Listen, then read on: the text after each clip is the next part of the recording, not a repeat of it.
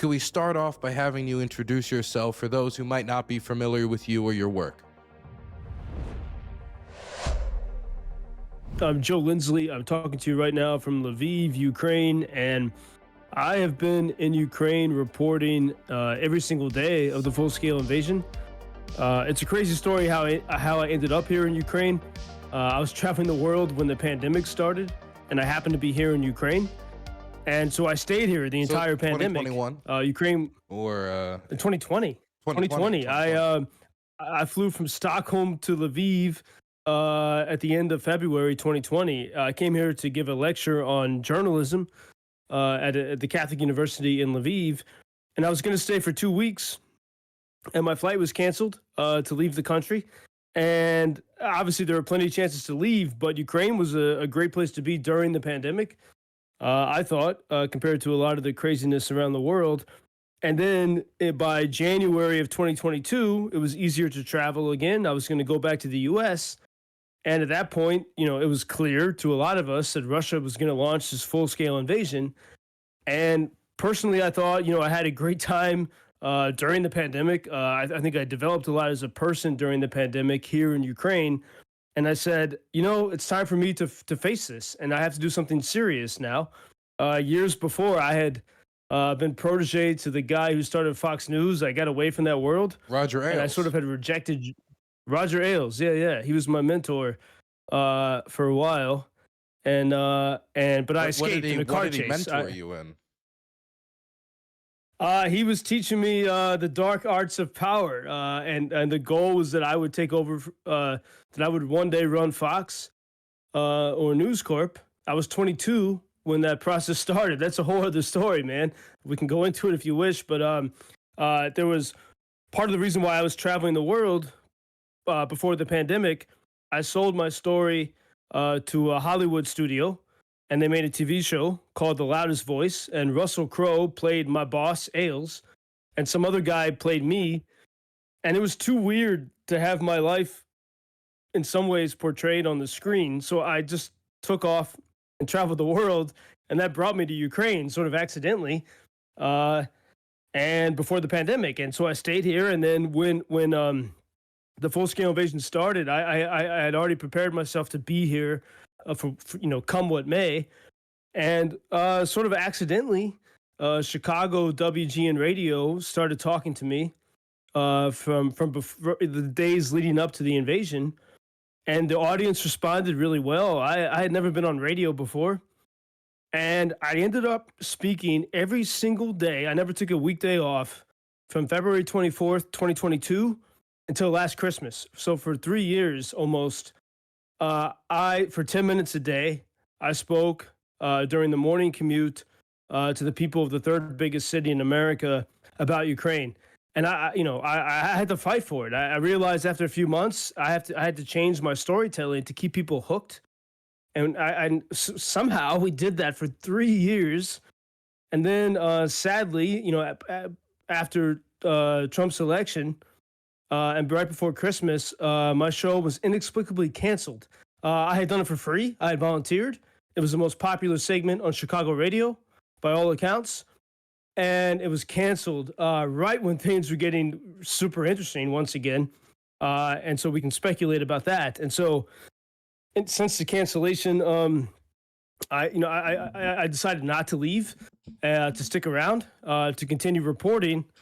But I think actually I've seen my mission has changed now independently, these past months. now with no publication, or are you working with a different publication?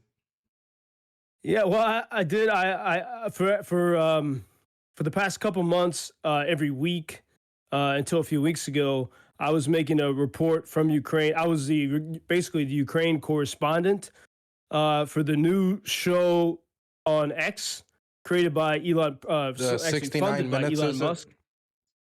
69 X minutes, yeah. And I was able to share the reality from Ukraine on Elon's show, which for me was very important to share the reality that I know people in the White House are not hearing. And I was able to find a way to get my voice and Ukrainian stories on that platform. So yeah, I'm still doing that when I can. Yes.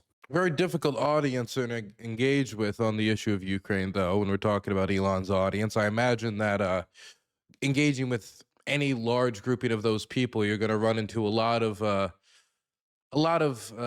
bullet points that we're kind of a little tired of hearing at this point. What was it like engaging with those audiences that might be predisposed not to support Ukraine off the bat?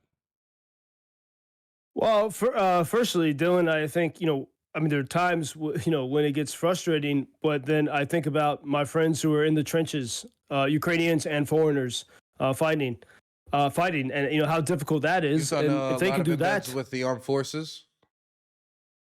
yeah, well, not a lot, but I have lots. After 3 years here, I have You know, meet extensive people at connections bars and and stuff. friends. Like, yeah, I got you. No, I don't. No, no, not really. I mean, it's not. I'm not. It's really. I mean, because we have another element to our project. I have a team of Ukrainians and foreign volunteers that we work with, and we raise money. We buy drones. We buy really whatever they need. We help bring in, connect people to bring investments here, all as volunteers. But really committed to victory on every different level that we can, Mhm. whether from the information front to helping the guys with what they need. And so when I'm sorry to whenever ask, I but find it difficult. I've worked across all of Mhm. Ukraine. I'm fascinated by this stuff. What type of brigades were you guys helping? It's it depends. I mean, it's changed a lot over the years.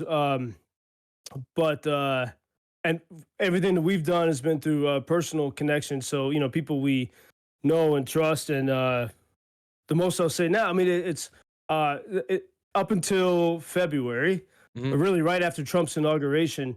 We were very much focused on helping guys building drones, and especially with FPV the or fixed wing?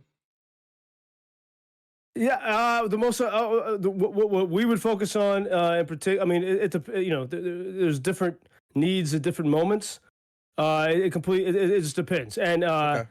I well, one thing that we focused on was helping people get the equipment they needed to improve the drones.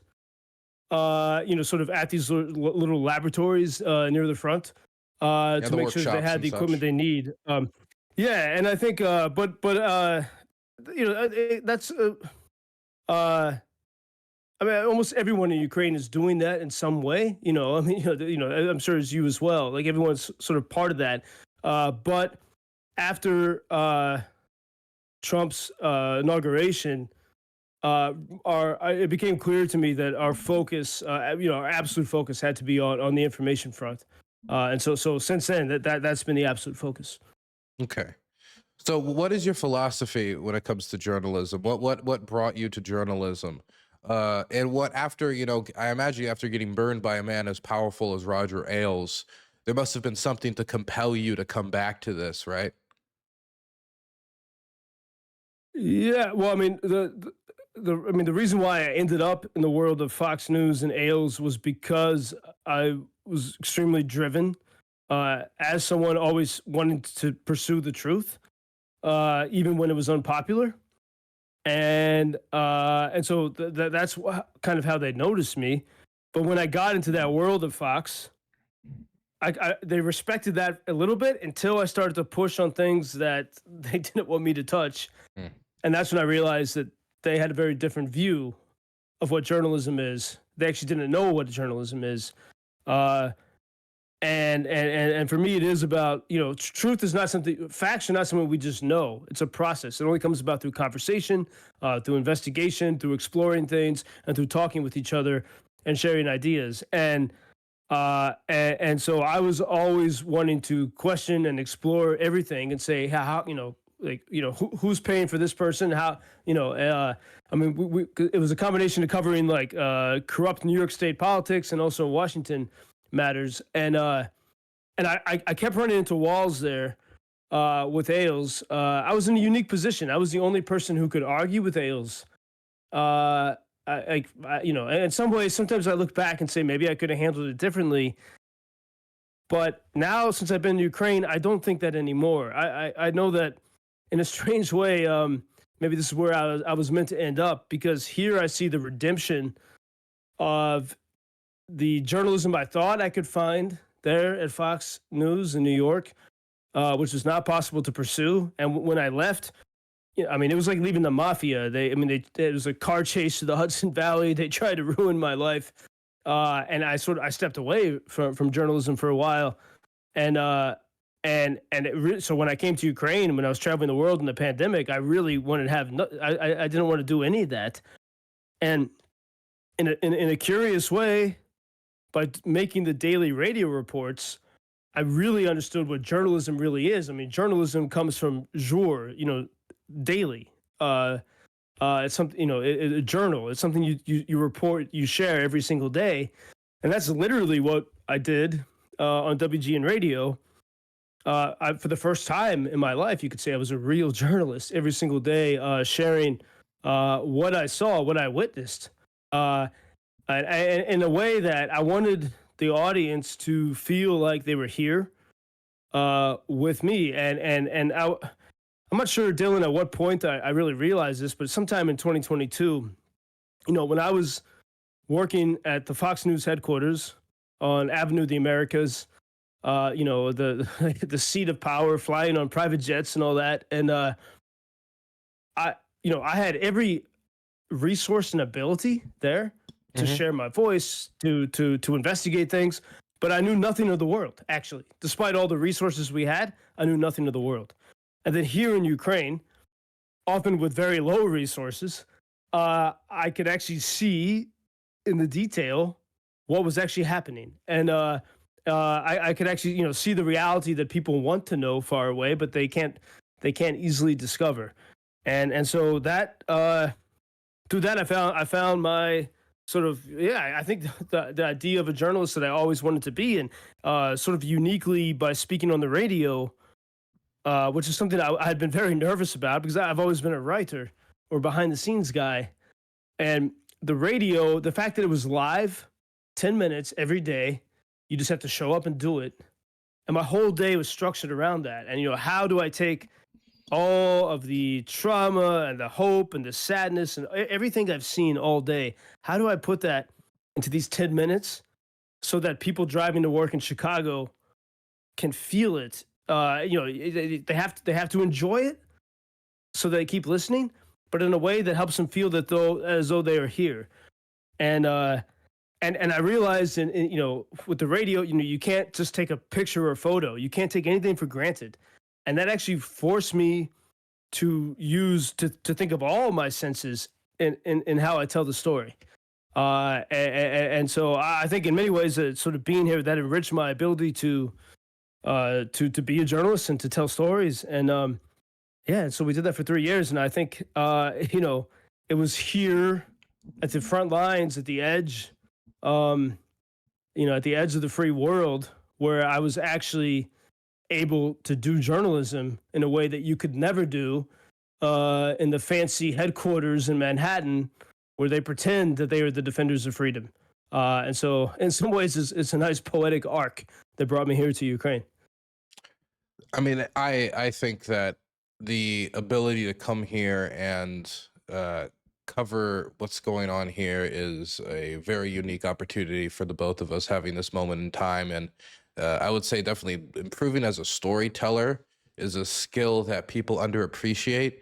And definitely in the modern podcast era, the strength of storytelling, the strength of communicative voice. There's a reason why in the digital age, when you could just endlessly scroll and read and read and read, possibly even taking information in more efficiently, you could read faster than listen to somebody meander on about a topic with pauses and coughs. But there's that social connection that's super important in communicating the message of what's happening here on the ground. And so I think that is an undervalued skill, storytelling. I want to make sure that we get to our topic. Because I did want to make sure we had some time to get to know each other. But you put out a message on Twitter. I'll just read it verbatim, so there's no misquoting. Make sure that we get exactly what you meant. Here's what you put out on May 16th. If you're pro-Ukraine and super anti-Trump, you are undermining Ukraine. If you're pro-Trump and anti-Ukraine, you are undermining Trump. Fight me or just debate with me. I'm welcome it. So do you want to expand on that a bit? Yeah, indeed, Dylan. I mean, what I've seen, you know, especially here in Ukraine, but going back to my time in working in Washington and New York, I started my career working for the neocons, the people that pushed for the wars in Iraq and Afghanistan. And right out of college, I that was the world I ended up in. And I believed it. And then, like a lot of my friends who were in the American military and others, we began to question all this and then actually to reject it. And I think that's the story of a lot of Americans. And what I realized is that, you know, the reason why a lot of Americans object to Ukraine is not because of Ukraine. It's because of their hatred of Washington, their disgust of Washington. And and so because I realize when you talk to people, you realize that, on the outset they might say, "Oh, we're tired of Ukraine," and you push them on it, and you see that no, actually, a lot of it really goes back to, you know what, we're angry because we believed George W. about the WMDs in Iraq, rah rah rah. We did all that stuff, and now we see that it was BS. And you know what? We're not going to be fooled again. We're sick of that. And and it's actually it's really that simple very often. That leads to the skepticism. And I here in Ukraine, I put myself through the thought exercise of like, if I had never been to Ukraine, what would I believe about it? And it was not a nice place to go in my mind. It was very dark, and very self-accusatory. But I realized that if I had never been here, the first time I ever visited Kyiv was in 2018, and I was amazed by what an entrepreneurial, cool, free place it was. If I had never been here, I would likely believe a lot of the horrible lies that are said about Ukraine. And the reason why I would believe those lies is because I was so upset and angry with that military industrial establishment and media establishment, which I knew intimately, which I knew quite well, whether it's working for Bill Kristol at the Weekly Standard or Roger Ailes at Fox News. And so that when I realized that, it gave me an opportunity to really understand, those Americans, including many people I know well, people of goodwill, why they were inclined to oppose Ukraine. And now a lot of those people are in power, and people I know well, including working in the White House. And so understanding that psyche, if we can find a way to show that, what we know here in Ukraine. Ukraine is not Iraq and Afghanistan. Actually, if anything, the military industrial complex doesn't want Ukraine to win quickly because they want this to go on for a long time to profit as they have. The past 2023 and 2024 were record years for sales of American defense products to other countries. So there's no business incentive for the military industrial complex to change the way things have been going. They want to keep this going.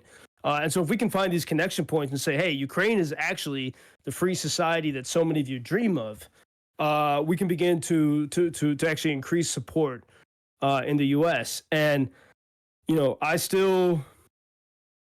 So if to go specifically to what I said, and I purposely was provocative there because I need people to snap out of our old ways of thinking, our partisan ways of thinking, and to realize where we are today.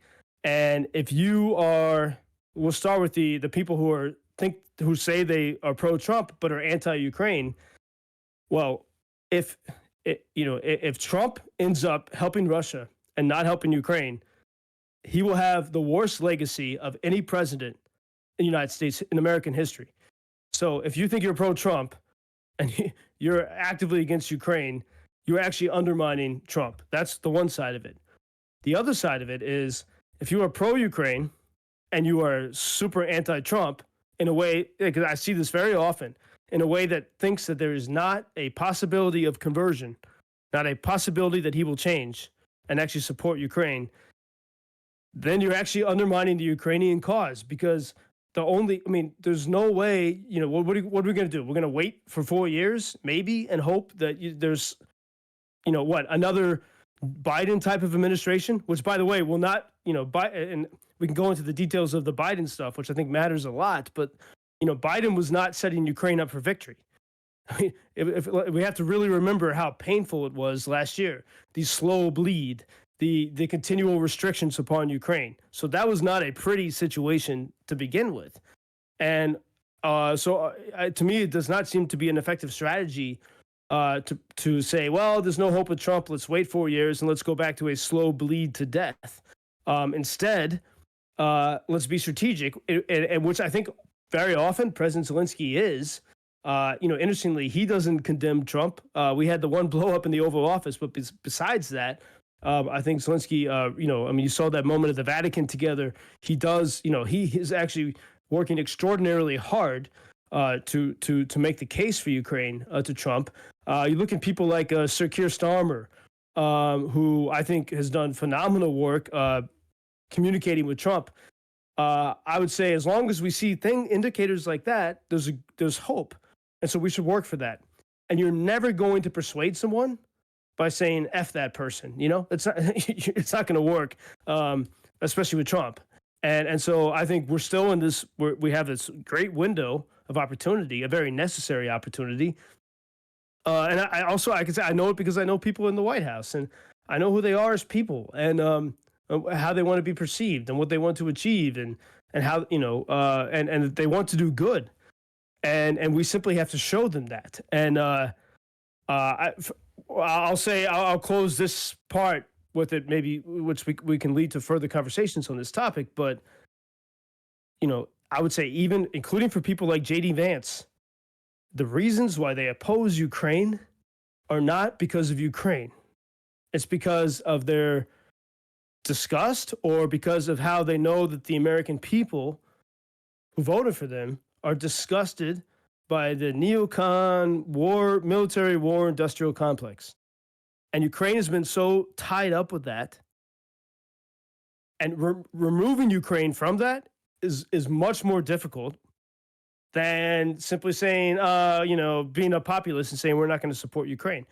But my project, Pursuing the Truth, is to show that Ukraine is actually the story of free people. Everything that MAGA wants, everything that most people actually in the world want, Ukrainians are actually standing for and fighting for.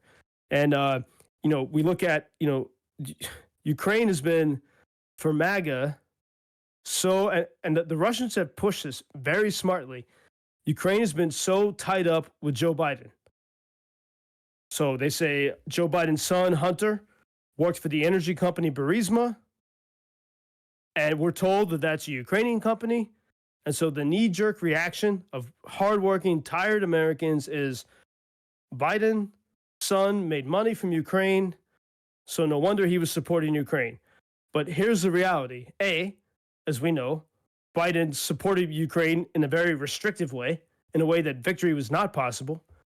And B, Burisma, the company that paid Joe Biden's son, was part of the Yanukovych regime that the Ukrainians kicked out of their country in 2014. It's part of the pro-Kremlin corruption that Ukrainians were trying to get rid of. And it was from Moscow that Burisma hired Hunter Biden. Hunter Biden went to Moscow. He never came to Ukraine. So Hunter Biden was working for the Russians.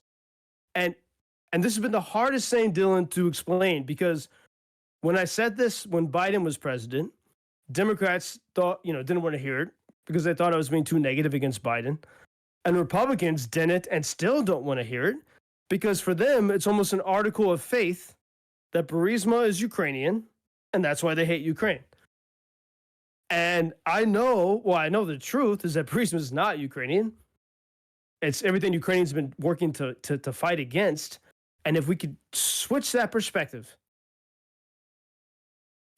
we have a chance of actually getting Republicans to support Ukraine. And now, as we see in the past couple of days, look at the editorial, I think it was today in the Washington Post, which is very much against Trump.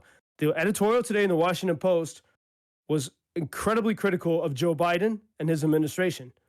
Because now I think people, they're saying, oh, wait, maybe we were lied to about the state of Biden's mentality during that time. And so I think now there is a window to say to Americans, hey, everything you've thought about Ukraine is not true. Ukraine is, Ukraine is not associated with Joe Biden. It's not associated with the Democrats or the Republicans. In fact, the elite people in Washington, since George H.W. Bush's Chicken Kyiv speech have been trying to stop Ukraine from being free. And so that's my project, Dylan. It's I hope it won't be a quixotic project, but it feels like that at times because I have to I get lots of hate from both the Democrats and the Republicans as I try to push these points. Sure. I don't know where we should start because there was a lot there. I think we could probably start with Burisma. When you say that Hunter worked for the Russians, you don't mean to say that Russian was working as an agent of Moscow, as in pushing their agenda, working on their dime. When you say they're an agent of the Russians, you mean to say that he worked with a company that had Russian aligned or Russian associated oligarchs in it and investing in it, right? Yeah, I mean, the Russians, going back to the days of the KGB, have been very good about casting a wide net to get influence, to try to, to get to have some leverage over people. I mean, we have the stories about, the KGB minder that was sent after Donald Trump, and even I mean, in like 2015. So you do believe after that Hunter works for the Russians? No. I'm expressly saying no. No, I'm saying I'm firstly saying the Russians they cast a wide net, and they've done that for years. In fact, I was invited on a free trip to Moscow in I forget like 2015, and something was weird about the trip, and I wasn't sure about it. And then I get a call from the FBI, and they told me this is run by the Russian intel, Russian FSB, and I opted not to go. Thank God. I'm glad I didn't go, but. I had that personal experience of seeing the wide net the Russians were casting. And so they try to influence all sides of American politics. And so they certainly, one of the people they try to influence is Hunter Biden. And look at the details of it. You have the Revolution of Dignity in Kyiv in February 2014. And February 24th was really, you could say that was more or less the day that the Yanukovych regime was gone, right? And they fled to Russia. One of the members of the Yanukovych regime, of the government, was the CEO of Burisma. So he fled with Yanukovych to Russia.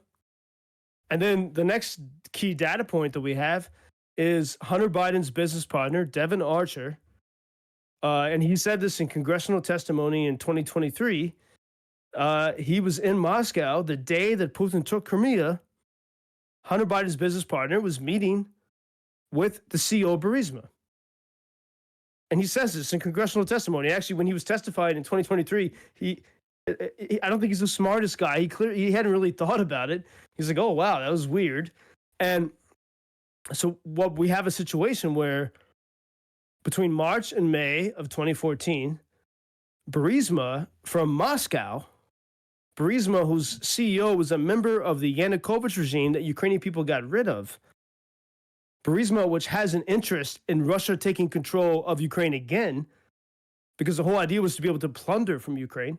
I mean, Maidan was kicking out the corrupt, oligarchs as best they could. That was the key step. So Burisma was interested in getting control back.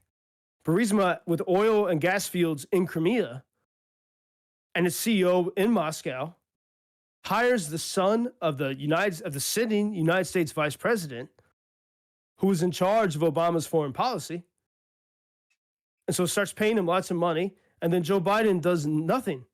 And Jake Sullivan, who was Joe Biden's national security advisor in 2014, they do absolutely nothing to help Ukraine. At the very least, there's two things here. One, we should ask a lot of questions. And two, you cannot call that Burisma a Ukrainian company. But even 2 days ago, I saw a video of Jake Tapper, ABC, who's now on this tour saying, we were wrong. We should have covered Joe Biden with more scrutiny. Clearly he was not mentally there. Clearly he was very sick. And Jake Tapper 2 days ago on ABC is saying, now he's totally attacking Biden now. And he's saying, oh, Joe Biden had a lot of strange money connections to China and to Ukraine. No, it was to Russia. It was to Burisma, which hired Joe Biden's son from Moscow. Again, Hunter Biden and his business partner never went to Kyiv. They met with the CEO of Burisma in Moscow. And to me, that's extremely important, Dylan. I think that And when I talk with so many Americans from California to Texas to Kansas, when I push them on why they don't support Ukraine and they get frustrated with all the other arguments, often they just say, well, it's Burisma and Biden. And I know that that's actually the inverse of the reality. Well, I mean, I agree that including information like, oh, this wasn't like Zelensky Corp. This wasn't some company that was here trying to recruit Hunter Biden into Azov so he could defend Mariupol tooth and nail. This was a gas company trying to peddle influence. And it doesn't even have ties that are clearly, quote unquote, pro-Western. Right. This is what I think that this can more clearly establish. Anything that goes further into the idea that Hunter Biden was an agent of the Russians, or therefore this affected American policy, I see it as nothing more than mostly pointless speculation. I see it as kind of like an overreactive, like, well, actually, it's not that Hunter Biden was controlled by the Ukrainians, it was actually controlled by the Russians. I understand the inclination to do that, but I just don't really see enough meat on those bones. I also find it very hard to believe that the sums of money that we're dealing with was really enough to change Obama's policy on this. And I had yet to see any examples of Hunter Biden largely directing policy away, like Obama, away from more aggressive actions. Obama was already a president who was, to put it lightly, limp-wristed when it came to dealing with the Russians. And so I don't believe you need to even corrupt Hunter Biden or Joe Biden in order to get Obama to do poorly on the issue. Obama was going to do poorly on the issue because his inclination was the Great Reset. It was to see Hillary Clinton press the button with Lavrov and smile. And so I find it much easier to believe that than to believe that the Russians had Biden on payroll, which we've had more than a decade to see evidence of this come out, you know? Well, and I mean, I think a large part of the Russian, I mean, the skill set of the Russians in the information warfare is convincing people that they're much more influential than they are. And yeah, Hunter was not a paid Russian operative in that way. And we know neither was Trump. I mean, the Steele dossier, which really originated from the Clinton camp, I mean, the New York Times and others now have said, the Russian collusion narrative is not what the Democrats or really the Hillary Clinton Democrats said it was. So there's scant evidence that Trump is a paid agent, and the same with Hunter Biden. So for sure, but what it is about creating the Potemkin village, the image that Russia is this powerful, and so what the Russians have done quite successfully with the Republicans and MAGA Americans, which includes some Democrats, is because Hunter worked for that company, Burisma, he didn't work for them. He got money for them. He didn't seem to do very much. And because the Russians are able to label this as Ukrainian, that is enough for most people to say, I mean, most Republicans to say, no, we don't support Ukraine because clearly Biden's helping Ukraine because of this. Now, we have an easy way to clear that up. I mean, honestly, it's an important fact. I agree that this is good for this specific, but I think this is where we might find some of our biggest disagreement. I think that if we could prove that Hunter Biden was literally an agent of Vladimir Putin, we had pictures of Putin and Hunter shaking hands and Joe Biden crying as he does his best to protect his last son or whatever. We could prove it to the furthest extent.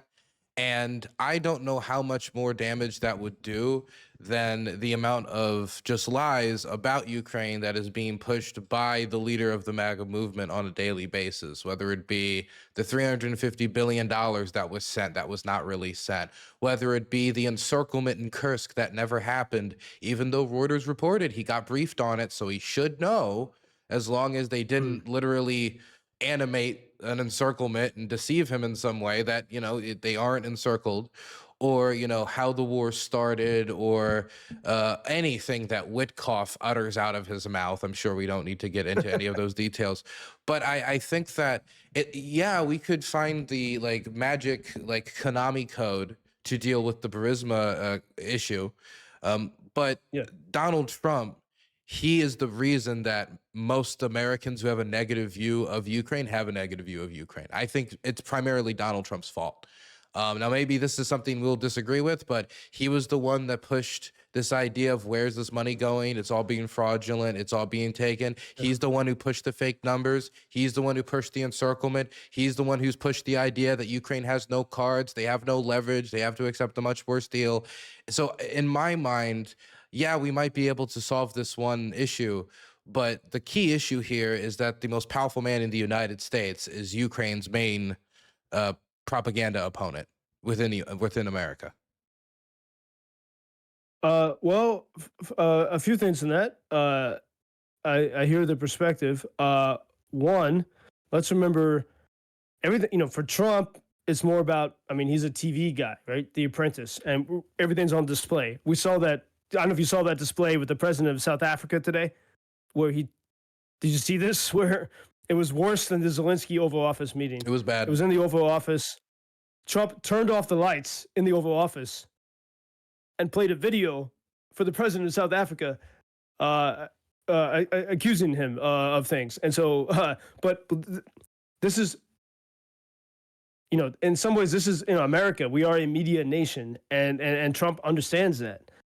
And, you know, Biden, everything was more behind the scenes. In fact, you know, there was a moment, I think it was in 2023. You can look up the articles about it. There's no video of it because it happened off camera, where Biden was yelling at Zelensky. You know, Biden often had frustrations with Zelensky, and the Ukrainians, you know, I mean, everyone who supports Ukraine had frustrations with Biden. We have to remember that things were not perfect. And I think, you know, what we have now is the new approach. We got to find a way to work with it. When it comes to lying about the numbers, the Biden administration lied about the numbers. If you go to the Ukraine oversight page from the U.S. government, which to my great frustration, Elon Musk and Doge have not touched. That's interesting. That's another thing to consider. Why have they not touched it? If they had looked at that page, they would have been able to begin to see the reality of the numbers. Under the Biden administration, you go to the oversight page, they make it very difficult to see how much money has actually been spent. You have to do the math yourself a little bit.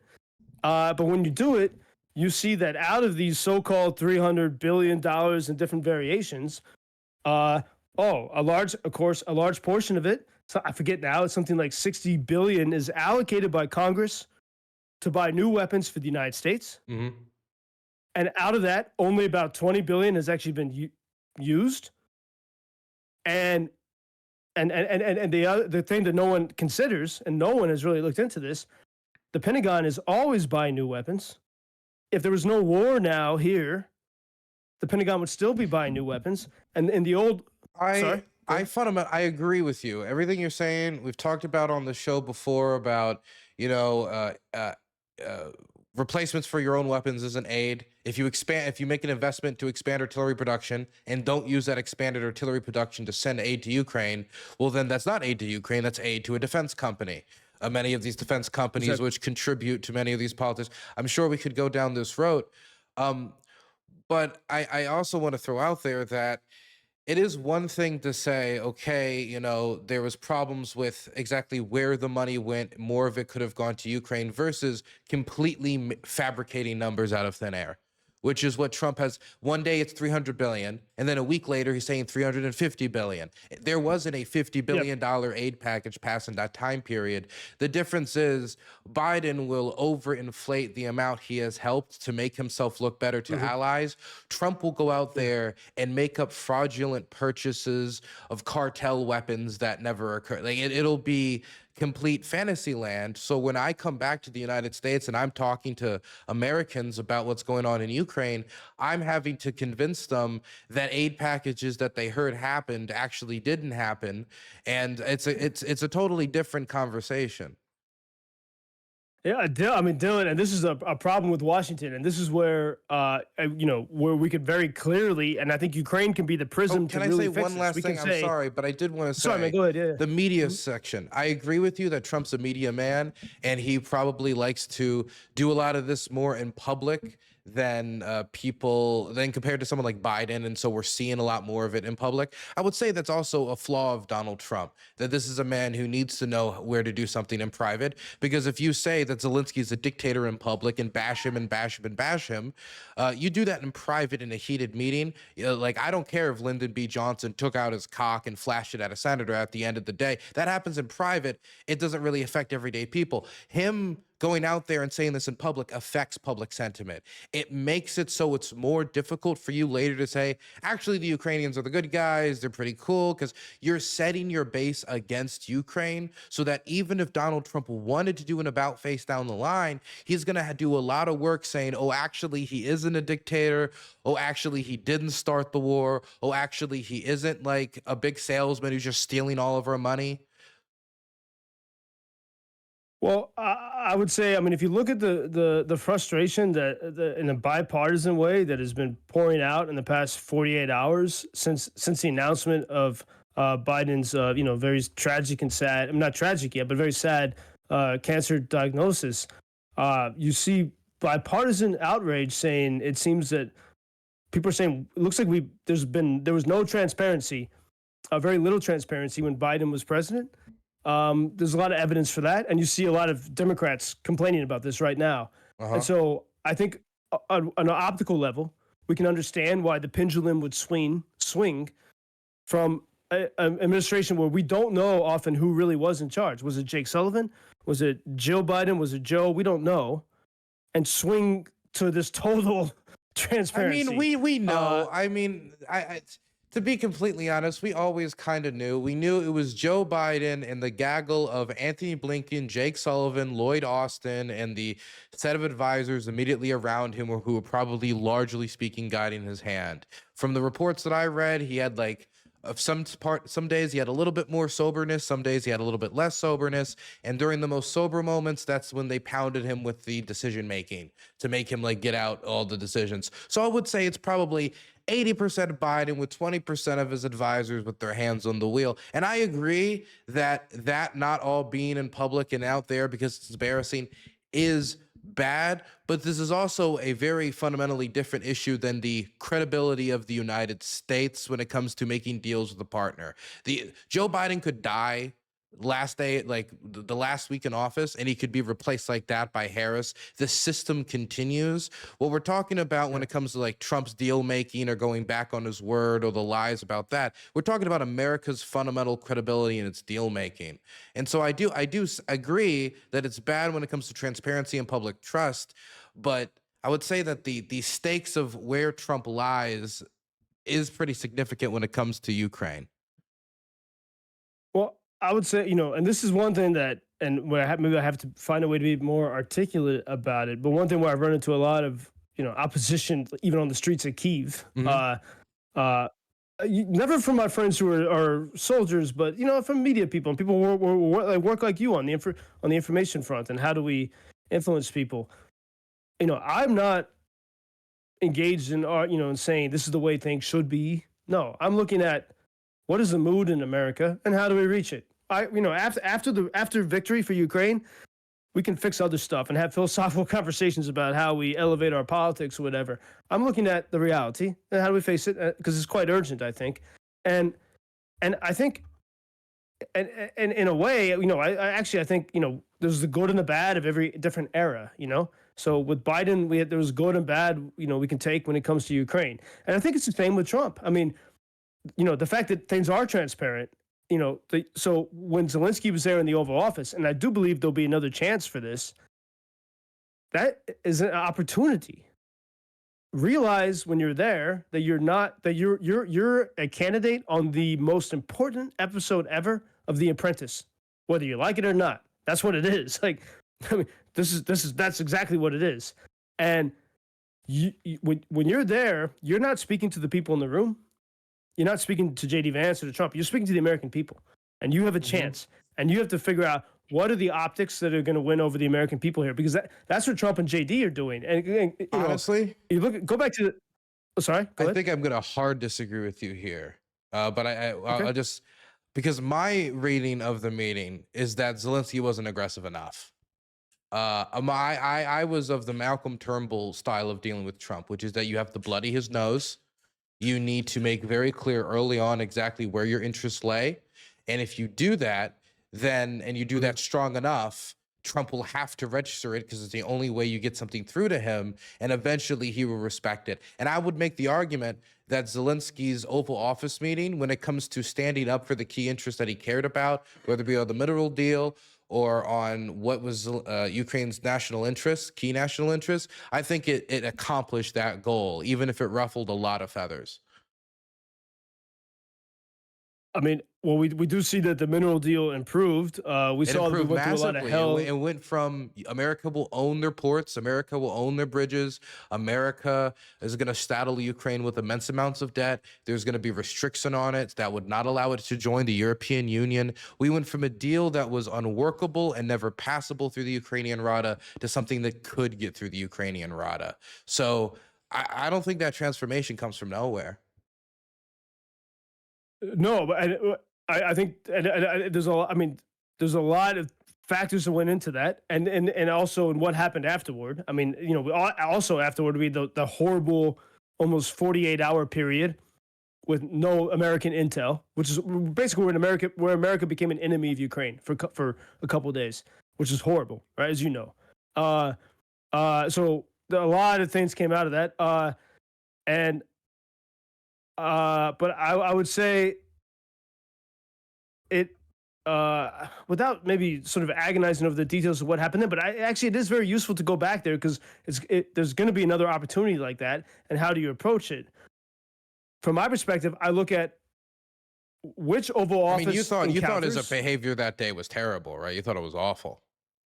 Yeah, and actually, if you look at, frankly, I mean, Dylan, if you look at when Zelensky spoke to Time Magazine, he actually spoke pretty frankly about what went wrong then.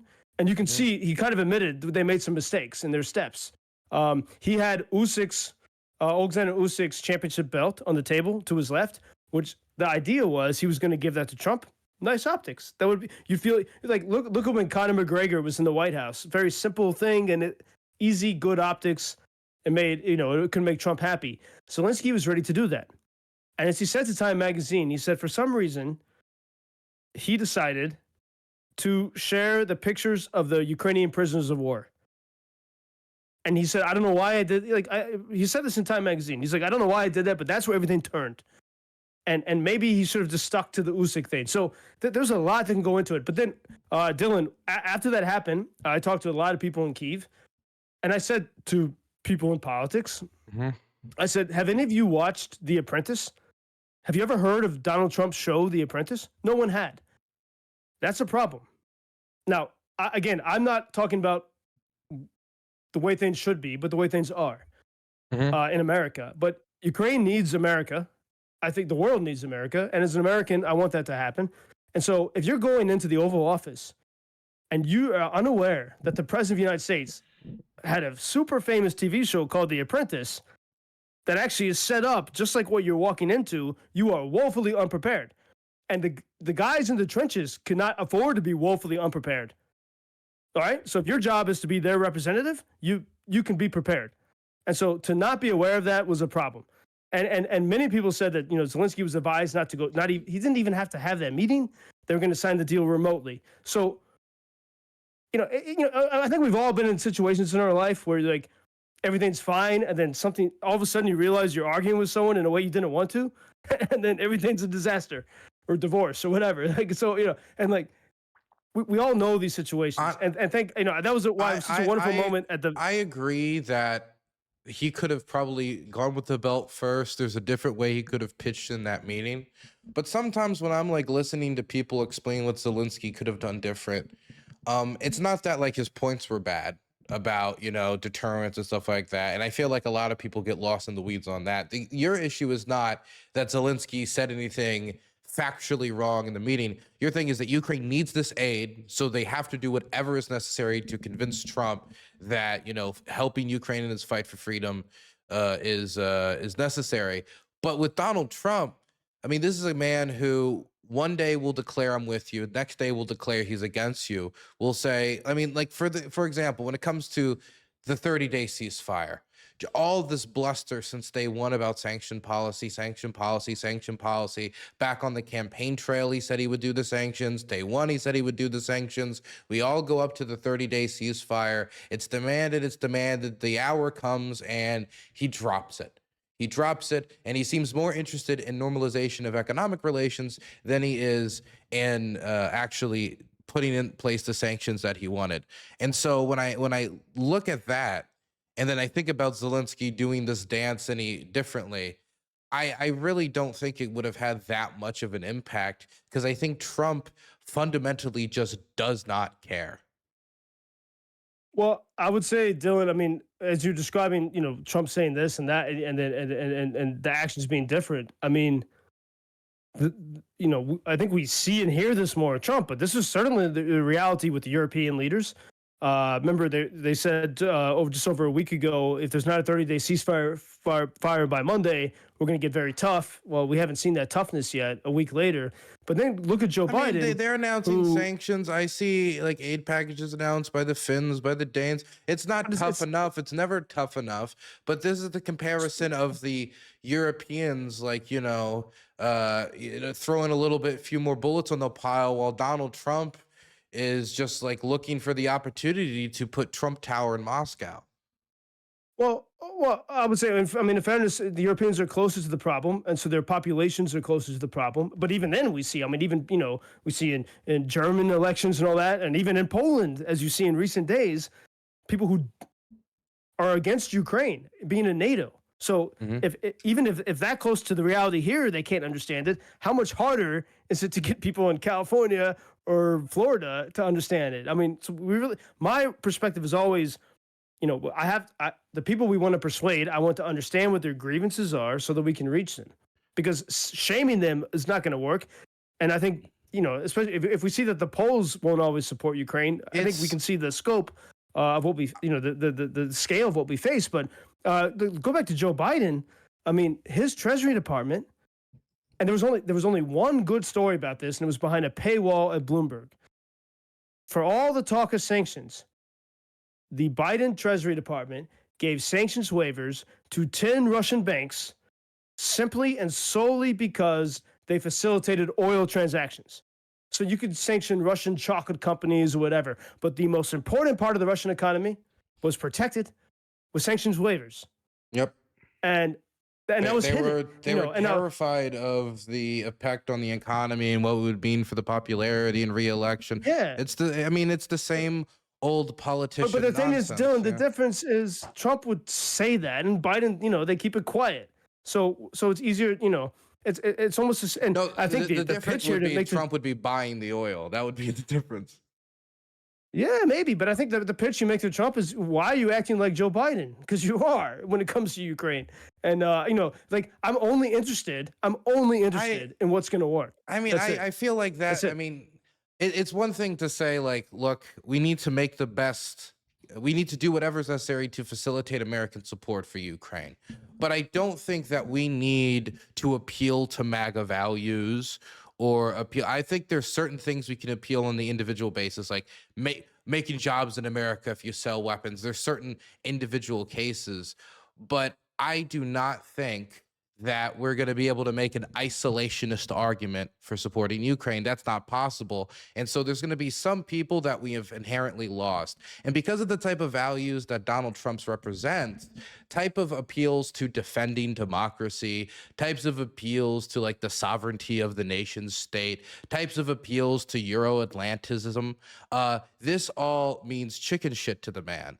And so this also largely means chicken shit to the majority of his supporters. Not everybody within the Republican Party, which is why you see some Reaganite Republicans, other styles of Republicans, maybe some people you see with the Bulwark, and Tim Miller and those types. You see them breaking off on the issue, Ben Shapiro. But when it comes to the MAGA base, the values that they represent are not ones that champion the Ukrainian struggle. Now, if this was their country, I think it would be different, but it isn't their country. And so I think that it's one thing to go out and say, hey, we could correct the record on Burisma so these people aren't so angry at Ukraine going out and spreading misinformation about it. But I think the values that Donald Trump represents is much closer to the values of someone like Yanukovych, which is inherently going to put you against like the Ukrainian defense. It doesn't mean it's going to be true for everybody, but a lot of them. And I think the longer the war's going on, we've seen that bearing out through the polling data.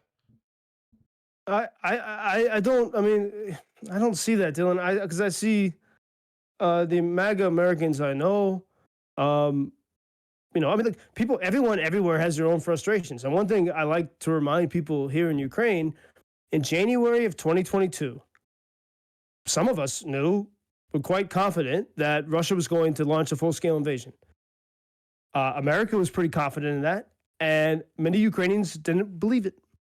Even though Russia was already occupying a huge part of their country, even though they knew Russia wanted to destroy them for centuries, even then they couldn't believe it. So if a Ukrainian in January of 2022 would not believe Russia is a threat, how do you get someone in Malibu, California, or Topeka, Kansas to care about something across an ocean and a continent?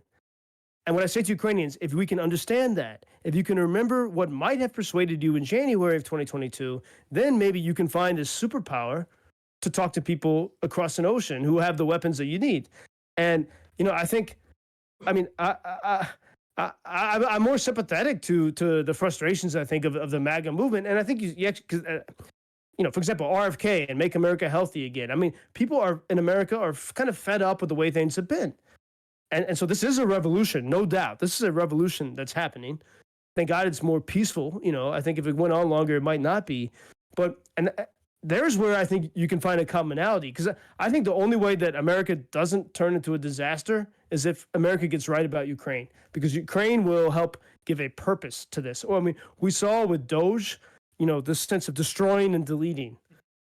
But you got to replace that with something. And I think Ukraine can actually fulfill that. And here's why. So if President Zelensky had said, and if he will say this in the future, imagine this. He's in the Oval Office, all the cameras, not just talking to Trump and Vance, but talking to the American people.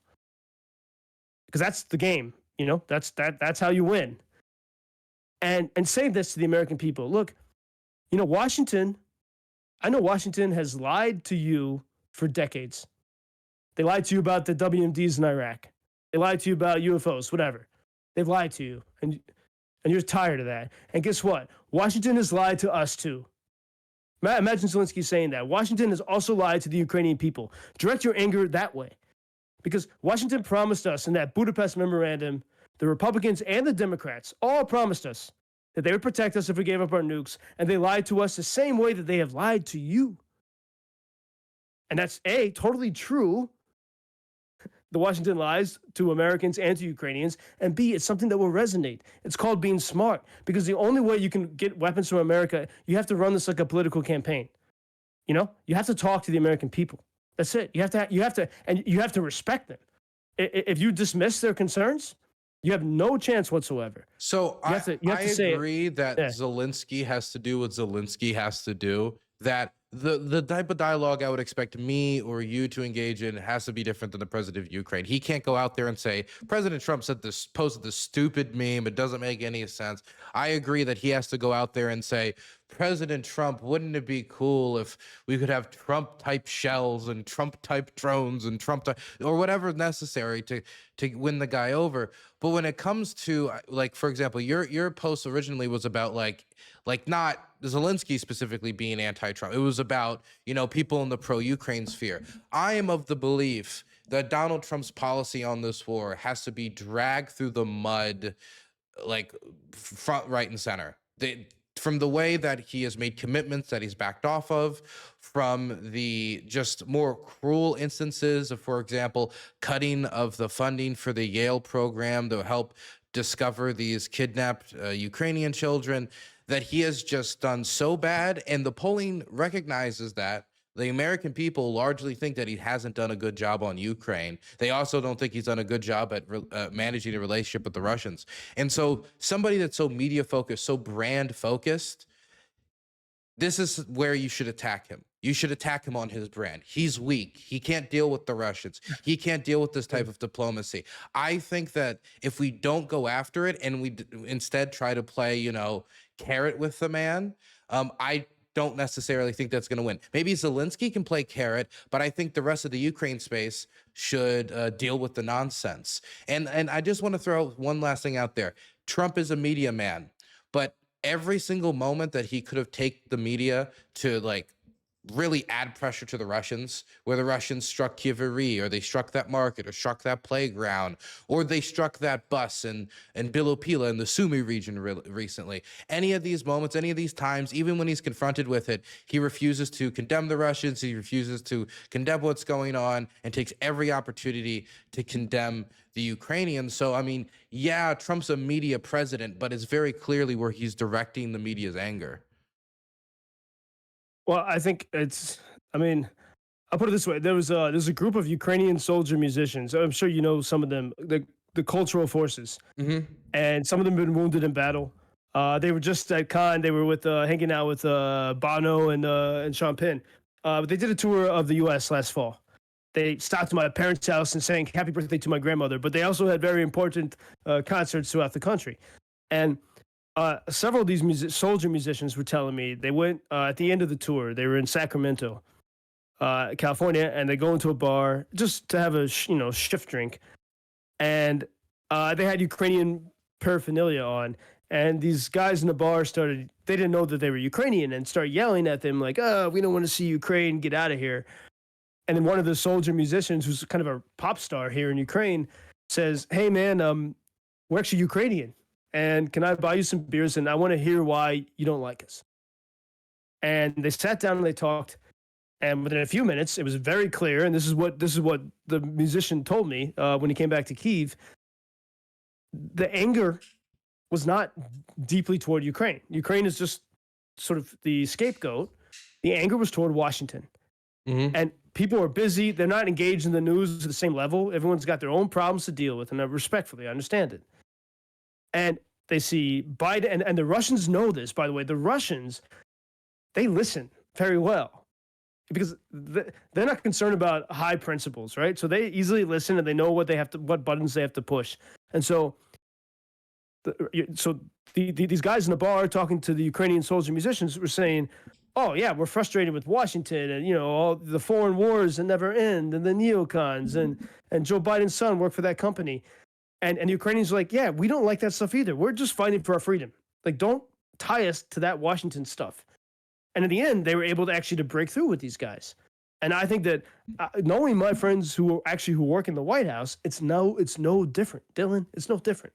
We're not dealing with. We don't need to make some. And in fact, I've realized Wait, you think that the people in the White House could be convinced by a "they're fighting for freedom" argument?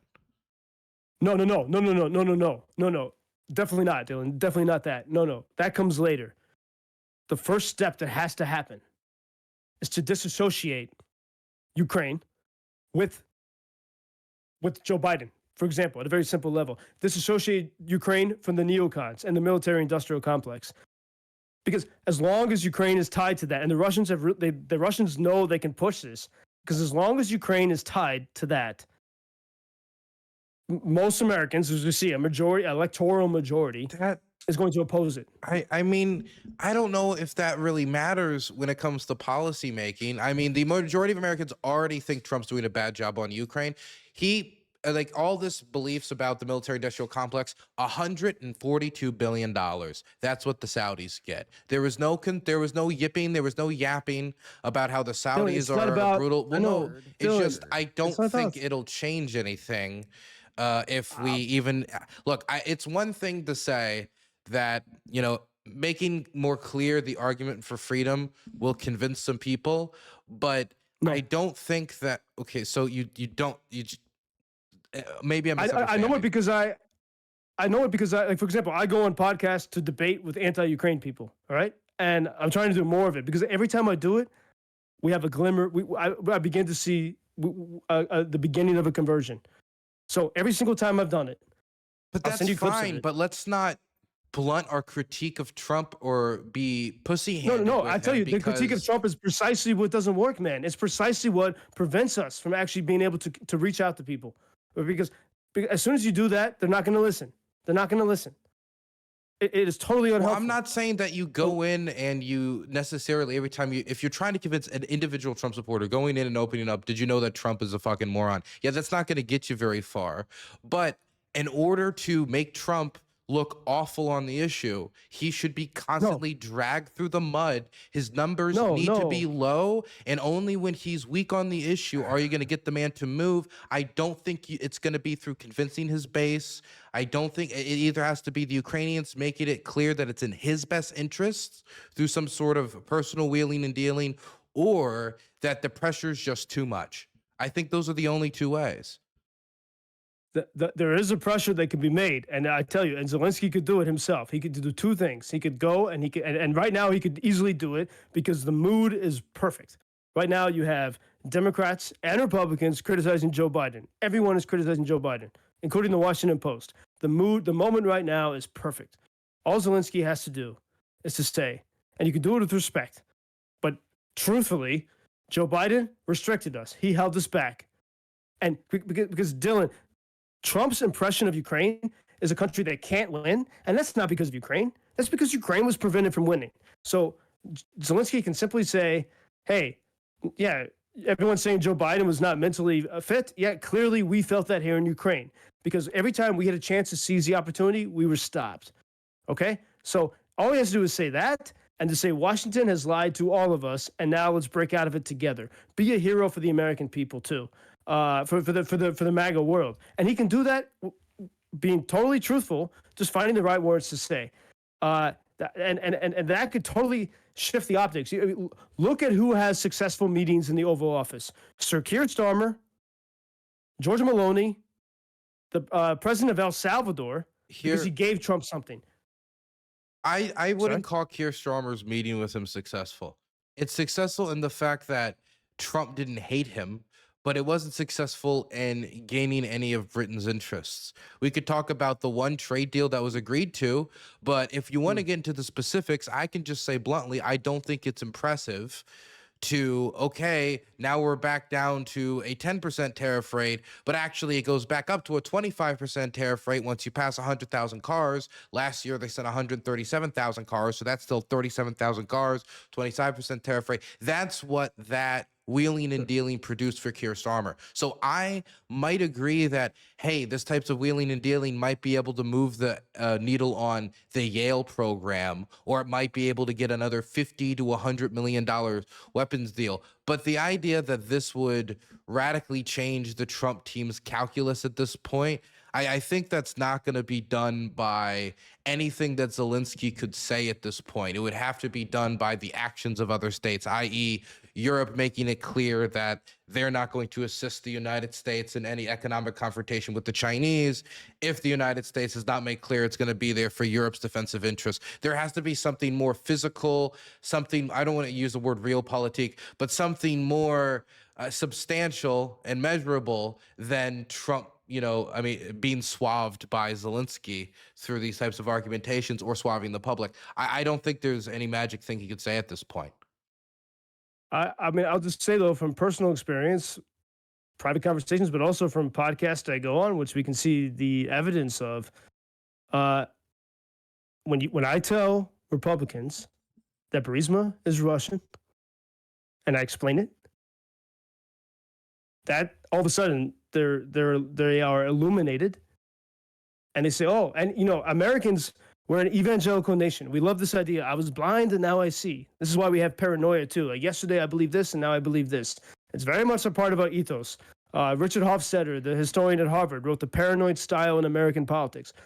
I encourage people who want to engage Americans to read that book, to understand the American psyche. Read Thomas Wolfe's Look Homeward, Angel in the 1930s. Understand the American psyche and then speak to it and say, and I see this practically when I talk to people, when I tell them, "Hey, you've been lied to. Let me show you something real. Let me show you the truth. Let me show you the Ukraine that you don't know." And you give them a couple pieces of evidence and they will embrace it because the reason why MAGA opposes Ukraine, there's two reasons.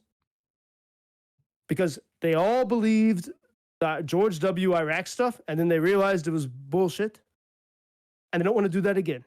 Okay, so they're very sensitive about that, and I respect that. I lived through that myself. So let's understand that. So we have to show them that this is not that. Okay, that takes some explaining. We have to show them this is not that. And secondly, they simply believe. They hear Biden. It has an alliteration. It's very simple. Biden, Burisma, and Ukraine, bad. And where are they hearing It's this really from? that simple. Where is the primary source of this information for them? Dylan, it's probably every single Ukraine skeptic I speak to, whether it's family members or people that work in Washington. It's quite universal in that world. You also, if you listen to the Well, no, I mean, like, podcast, I mean, this information is trickling down from, and the space for this is being made by Donald Trump, though, right? Like this, that there wouldn't be the space for this if it wasn't for Trump making the space for this. no, I don't think so. I mean, Trump didn't. Oh, I think that's absolutely true, but let me hear your logic. No, he wasn't even pushing it. I mean, the Biden Burisma stuff was originally pushed by Hillary Clinton when she was trying to prevent Biden from becoming the presidential nominee. Trump That's when 100% it pushed the originated. Burisma stuff. That doesn't mean it originated with him, but he picked it up and he ran with it hard.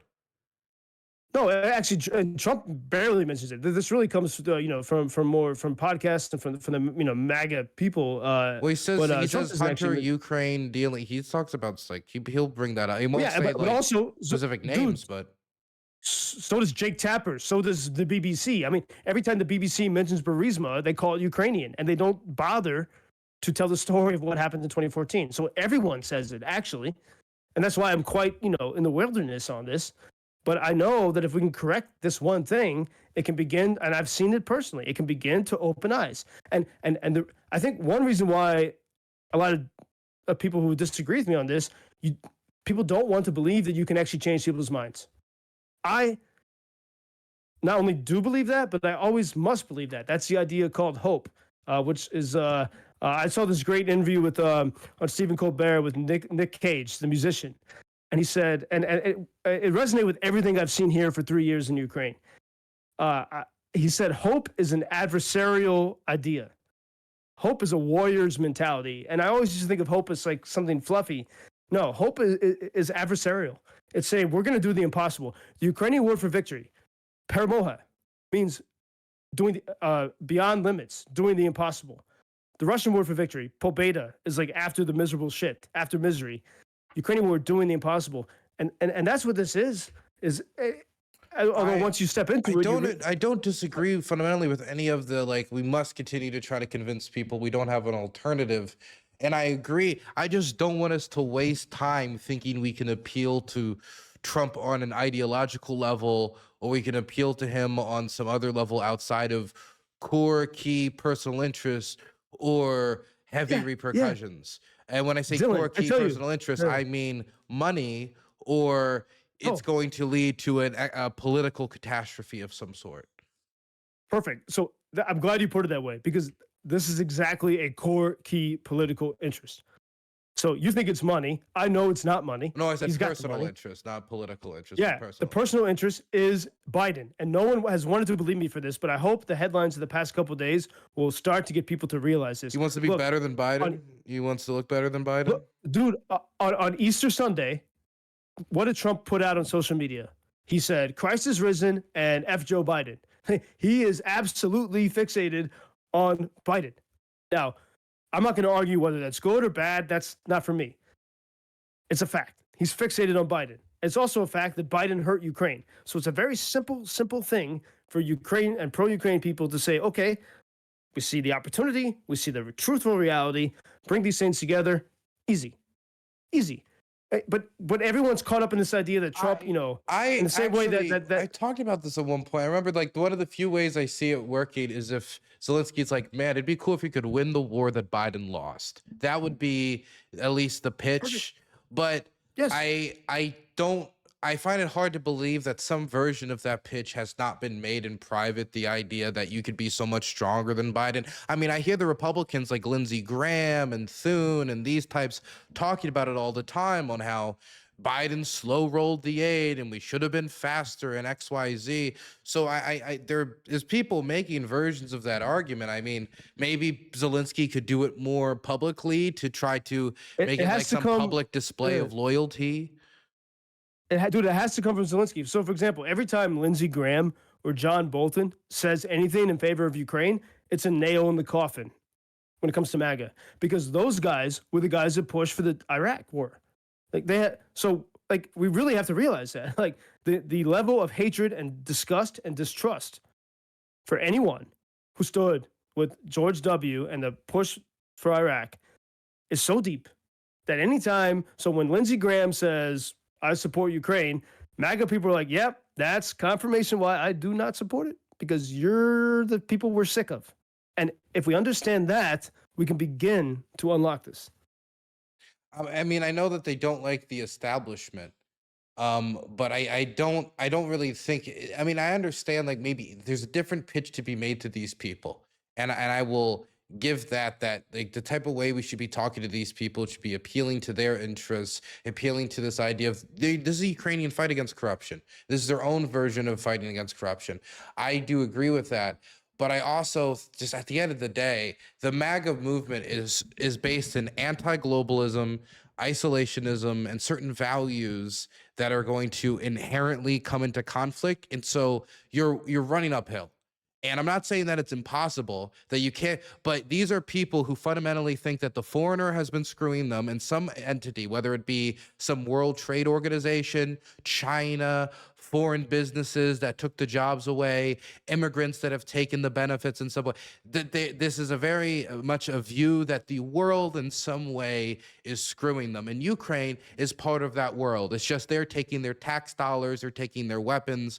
And so that immediately puts some weights on your ankles when you're trying to run in this race. And so in my mind, I'm not saying that you can't make some, but it convince somebody that the jobs in their district from the defense contractors isn't going to be good enough, or that, you know, call upon some Euro-Atlantic, like your grandpa fought in Europe and, you know, the value. I'm sure you can do it in these individual cases. But fundamentally, the lifeblood of the MAGA movement, I think, stands against most of what Ukraine tends to represent, whether it be democratization, whether it be the fight against oligarchical corruption, whether it be these values of freedom of expression, freedom of the press that, you know, after Euromaidan that people took, you know, pretty seriously in this country.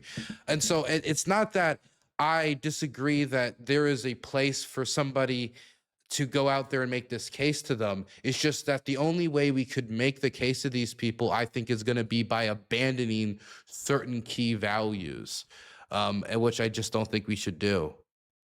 Well, I would never. I mean, that's, you know, and that's the reason why, you know, maybe why I lost my radio show is I will only report the, you know, the reality as I know it, and as I hear it, and as people talk to me, I share all the opinions that I hear, and everything has to be, you know, in the pursuit of truth and accurate. So yeah, there's no, you know, there's no need to make, and with Ukraine's cause, there's no need to make things up. And, you know, every American I know who comes to Ukraine, whether they're conservative Americans who are veterans of Afghanistan or liberal Ivy League professors, come here and they say, this is a wonderful society. And they see the freedom of expression. Yeah, we saw and Mark Burns, tradition. his personal pastor, he went through a transformation. Yeah, so this is possible. But you have to, yeah, totally. And that was a wonderful thing. Thanks to the chief rabbi of Ukraine who brought him here. And I brought my friend Ben Shapiro here. That was my project for months. And but the one thing that was missed is I wanted Ben to actually come to, for example, come to Lviv, see the crowded churches. No one reports that. If Americans saw that, like, when J.D. Vance gave this speech in Munich and he was decrying how Europe has lost its values, every virtue that he talked about in that speech is on full display in Ukraine. Family. I mean, people will fight and die for faith, family, freedom here. So everything that we want to believe in America is actually here. So actually, when MAGA and all Americans, when they see what Ukraine is, it's something they would totally want to support. And so this is my contention, is that they're blinded to it because they're like, as long as they think that Ukraine is a project of, the globalist, which the Kremlin, by the way, is supremely globalist, but as long as they think Ukraine is a project of Joe Biden and the neocons and Lindsey Graham, they're just going to, like a toddler, plug their ears and not listen. And if we can remove that, then we have all these great arguments and things to show. But first, we have to remove that which blinds people to understanding. And it's very interesting, Dylan, that in the past months, from Elon Musk and other sort of, I don't know how to describe these people, but Stupid. What's that? Stupid. No, well, there's a reason why I don't speak in these terms, but And that's why I'm doing it for you. you say as you wish. I'll Do you think Elon is a fairly intelligent man and he speaks well on the war? Well, I'll put it this way. And by the way, I mean, as I said, almost every Sunday I get 6 minutes on his show that he funds. I do it for free to talk about Ukraine on his show. That's why I'm asking. And no one has censored. Well, no one has censored me. Okay, so I want to keep that going as long as I can, and I'm grateful that I'm able to have that opportunity. With no one changing what I say. But here's an interesting critique of what Elon's been saying. Mm-hmm. The past months, he has launched this attack on the idea of empathy. And a lot of American Christian MAGA pastors have attacked empathy. I've seen this as well. I saw I think it was Joe Weber or something. He said we need to readopt the Christian value of hate or something. I was like, my goodness, what church they go to? And this is supremely fascinating because for me, empathy has been the only way we get out of this, the only way we get toward peace and victory. Empathy, is everything I'm trying to do. You have to actually, when you disagree with someone, you really have to first listen to them and understand who they are, what their frustrations are. Mm-hmm. That's the first step. And it's very strange that, Elon, and if they're attacking this, then, I think ultimately when it comes to the idea of singularity, for example, in AI, the only way I think really to differentiate between what's a robot and what's a human is empathy. It's very interesting that Elon is choosing to attack this idea of empathy recently. But I think the key for getting Americans to understand Ukraine is indeed empathy. It's going back to Ukrainians. Say, remember in January 2022, you didn't think Russia was going to invade. Remember how you thought then, and take that, keep that at the forefront of your mind when you're talking to Americans, understanding why they might be skeptical. And so, to me, it's been very interesting that those who oppose Ukraine have attacked empathy, because I think empathy is the thing that will open this up and that will unlock this. And that's a whole other topic we can go into more. And I think it very much affects this singularity and AI. And I do agree with you on the empathy. There was a few things I wanted to hit on. First, I think religious persecution is an area where the case is not made hard enough. People don't know what happens to Baptists in occupied territory. Nobody knows what's happened to that. Nobody knows where all the churches went in occupied territory, why they disappeared. And I think if people had more details about that, especially when you talk about the more evangelical or more religious parts of the United States that tend to go for Donald Trump, I think that even if it's not a pitch onto why you should support Ukraine, it could be a pitch as to certainly why you shouldn't support Russia as a defender of Christian values, and that maybe you shouldn't be so antagonistic to Ukraine. Their Christians are going through a lot right now. These are some of the narrow areas where I think you can really chisel away from some of the more isolationist, anti-Ukraine, Russophilic cores or parts of the right. But that area on empathy. Wait, one last thing on before I get on empathy, because you want to respond. I also got to throw out there another reason why this is all a kind of, I feel like, a failing effort is the type of people that Trump surrounded himself with. Right? When you talk about RFK, yeah, he has some revolutionary ideas about health and the type of fish food you should eat on the airplane or whatever, whatever his daily, he says you shouldn't take his health advice. So, I guess I'll listen to his own words. But this is different, but it's also very different when it comes to foreign policy. Tulsi Gabbard should not be managing a McDonald's, let alone the top intelligence official in the entirety of the United States. And now that we have, Mike gone, and now we have Marco Rubio overburdened as both National Security Advisor and Secretary of State, as somebody who's supposed to be supposedly one of the more pro-Ukraine voices in there. Let's say we get Zelensky in a room, like in a room with Trump, like in the Vatican, and they sit down and they have this great conversation, and then Tulsi Gabbard comes right after with her glittered and bullet pointed intelligence report to tell Trump for the millionth time that Ukraine could never win a war, even with Moldova, or whatever it is that she's saying. But I mean, she is the Russians' gal. That's what they called her. And so it's not just the question of you need to convince Trump. You have to keep him convinced, and you need to make sure the people pushing against him don't set him back off track. We saw what happened with Syria, that flip-flopping. Yep. I mean, it's a battle of ideas, and every day that we're not fighting it, the Russians are advancing. All right. So, and we see this in the case of Tulsi Gabbard. And I would say, I remember. And I know I know a lot of Republicans and Democrats who, when she first, when she was running for president, her voice resonated. And I liked her back then because, she's criticizing the Iraq war, and all the bullshit establishment and the lies. She's always been terrible, though, right? Well, no, I would say I didn't look at her in detail back then, but I heard what she was saying. I'm like, okay, I agree. And so you can see why people would agree with that. And so once we address that part of it and say Ukraine is not Iraq and Afghanistan, we can, if we address this part of it, we can remove the Tulsi apparatus. She is there as long as a majority of people believe that Ukraine is a project of Biden and the neocons and the Burisma and the corruption. As long as people believe that, she'll have power. If we remove that, she won't have any power. That's the way to do it. That's the way and I do believe that as long as she's there with power, that we will not have good solutions. So precisely, this is why I say we have to show people the truth that Burisma is Russian and that Ukraine is actually, a quick Ukrainian victory is not the goal of the military-industrial complex. And in fact, everything the Ukrainians are doing, they are showing America how to be a better war-fighting nation and a freer nation.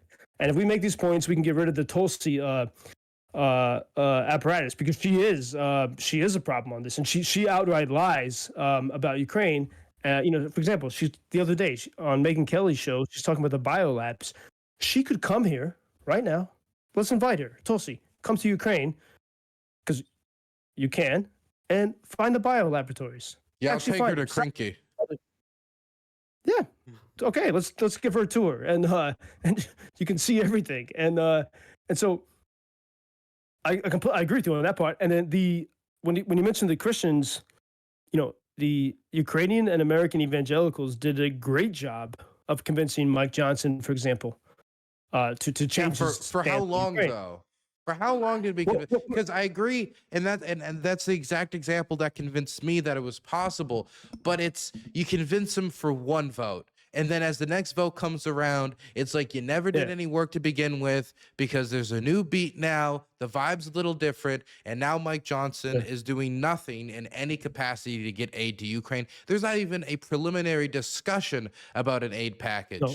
So, I mean, I agree that it can have some impact, but it seems that, again, we're talking about a movement that is I don't want to say is set against Ukraine, but it just has some holes in it that kind of drill it in the ground against us. But I think this is where, if we can analyze where things went wrong there, because there was a moment of success, and it was such a success that Mike Johnson actually started to put pressure on the Biden administration to send ATACMS, to send more lethal weapons to Ukraine. And Biden, that was passed by Congress in April of 2024. Biden delayed it, and he chose to send $8 billion of that when the hurricanes were hitting southeastern United States. I tell you, that was one of the worst things for Ukraine. The hurricanes are hitting, and the opponents of Ukraine and the Russians use this so well. That's when Biden chose to release $8 billion worth of aid. But every headline from all the media, from Reuters to BBC to everyone, said new $8 billion for Ukraine. No, it was not new $8 billion. It was money that Congress had already approved in a $64 billion package, right? So the dishonesty with the money, really undermined that support. And then secondly, and if you look at Trump's rhetoric about Ukraine, after Mike Johnson had the change of heart, Trump started to talk about Ukrainian Christians for the first time. But look, he said the same thing over from like July until October of 2024. But what was he doing that whole time? I want to focus. Let me say this because I think this will show us. But it's kind of important that the whole time that he was, if he mentions Ukrainian Christians, it's the same time that he was blocking aid to Ukraine using his immigration deal, which delayed money and supplies to the troops outside of Avdiivka during like really key battles. And so it's one thing to say, oh, Trump for a moment was swayed by the Ukrainian Christians, but he can, he can be swayed if he wants to, if he's the one blocking aid, and he was the one guy that was standing in front of aid for all of that time. But after the Christians sort of won the argument, so I'm talking about is a period from when the aid was passed, the $64 billion package was passed in April of 2024, up until like the Al Smith dinner in October of 2024. And so this is after there's a new acceptance of Ukraine. Trump was actually speaking positively about Zelensky. Things had changed, but here's the key. Every time Trump spoke about Ukraine, then he said, "Oh, the Christians are being killed, the beautiful Golden Dome churches are destroyed, and everything is gone." And I kept hearing that because Trump will repeat the same refrain for a period of 3 to 4 months, and that's exactly what he did here. And I realized what happened. The Christians who made this great outreach, they overshot their mark. They only talked about the destruction of the Russians against the Christians and the people of Ukraine. They never told Trump anything about Ukraine's strength. They never mentioned the incredible drone innovation that has crippled the Russian Black Sea Fleet. They never mentioned the city of Kharkiv, 30 miles from Russia, that is flourishing. And this is a very important point, Dylan, because Americans, and Trump is America sort of writ large, they need the positive too. And so they were only fed with the negative story, and that created a sympathy, almost like a pity, but nothing that's going to make you be a partner for victory. And so it's very important when you talk with Trump or people in Washington and MAGA to talk about the evil that Russia does, but also the good and the great innovation and ability and the strengths that Ukraine has. And if you don't put that in the story, the Trump's not going to know it. General Kellogg, Trump's envoy to Ukraine, he's a nice guy. But I mean, even if you do put it in the story, though, like, for example, we know he got a briefing that they weren't encircled, still goes out to this day and say the troops around Kursk was encircled. So sometimes it's not just a question of like, well, okay, do we need to convince Trump? I do think there's also a question to be asked of, does Trump want to be convinced? If he's so set on normalization, the fact coming to his realization that, oh, Ukraine actually has a lot of strength, that might be a barrier to faster normalization to the Russians, because that means the war could drag out longer. So I mean, it's one thing maybe, but I am really suspicious of the man's key interest, like what he genuinely is aiming for here. Well, I think maybe this is a good way to close this, because we have a clear. Okay, then we'll do a short Q&A section if that's possible. Cool, for sure, yeah, okay. And a way to define the difference here. So, I think you think that he's, almost dead set to be against Ukraine, and that very little that we can say is going to change it. I'm saying that my fundamental premise is that he and the other people in the White House lack the actual energizing and positive information that can give them a reasonable ability to believe that this can work. They actually lack it. And they lack it for two reasons. One, because of the biases. They think that this is a corrupt project of the Bidens, and they don't even want to look into it. And I know that for a fact. A lot of people, because of that, they don't even want to dig into it. And secondly, because no one presents the stories with them, because people like you and I are not able to. Hey, Loner, I'm working on it, but sorry, continue. We need to,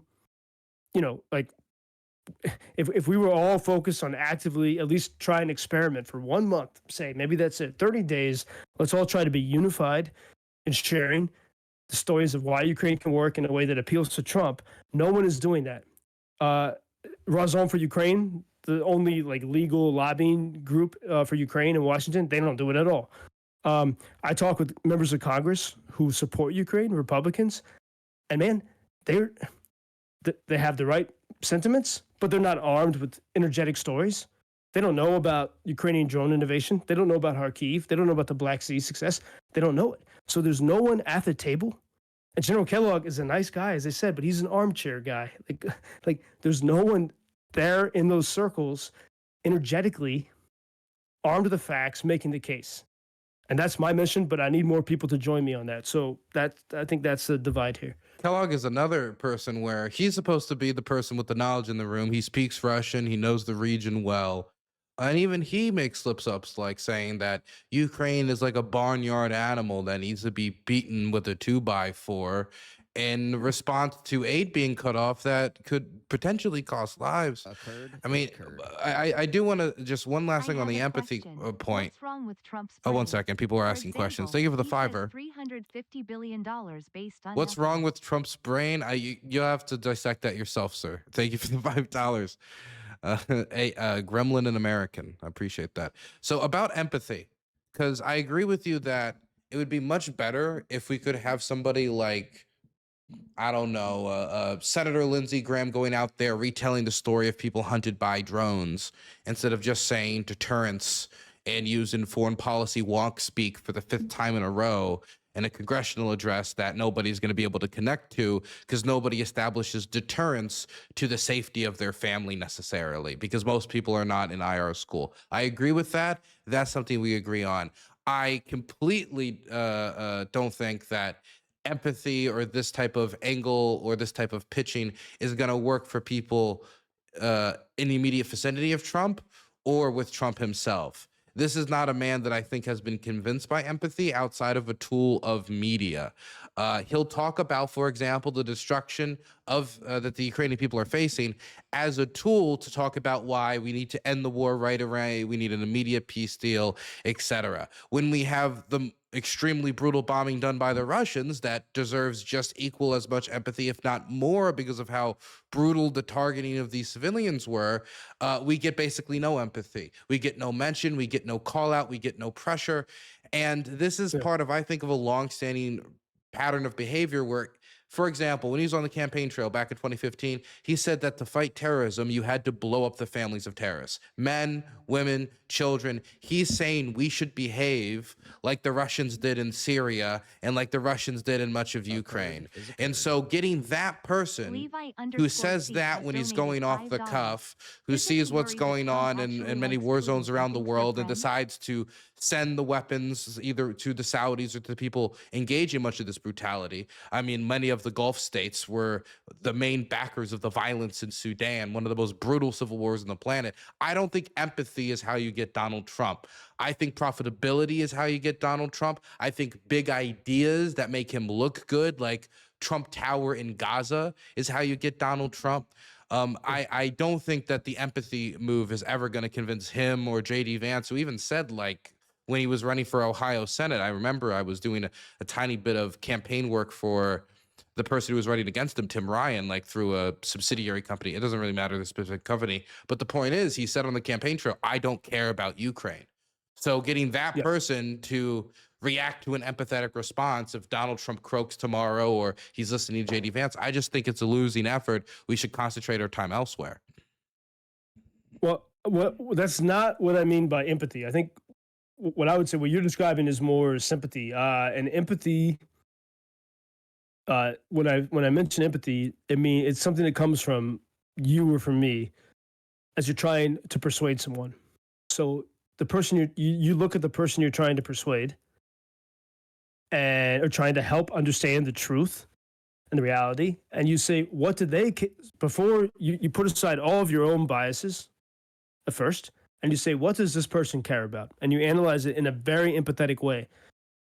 So meaning, like, try to make yourself in their mindset with the good and the bad, and to understand what they really feel and what they think, what their fears are, their hopes are, and understand it in a real way. And then once you understand that, you can make the right arguments, or at least you have a better chance to make arguments that will appeal.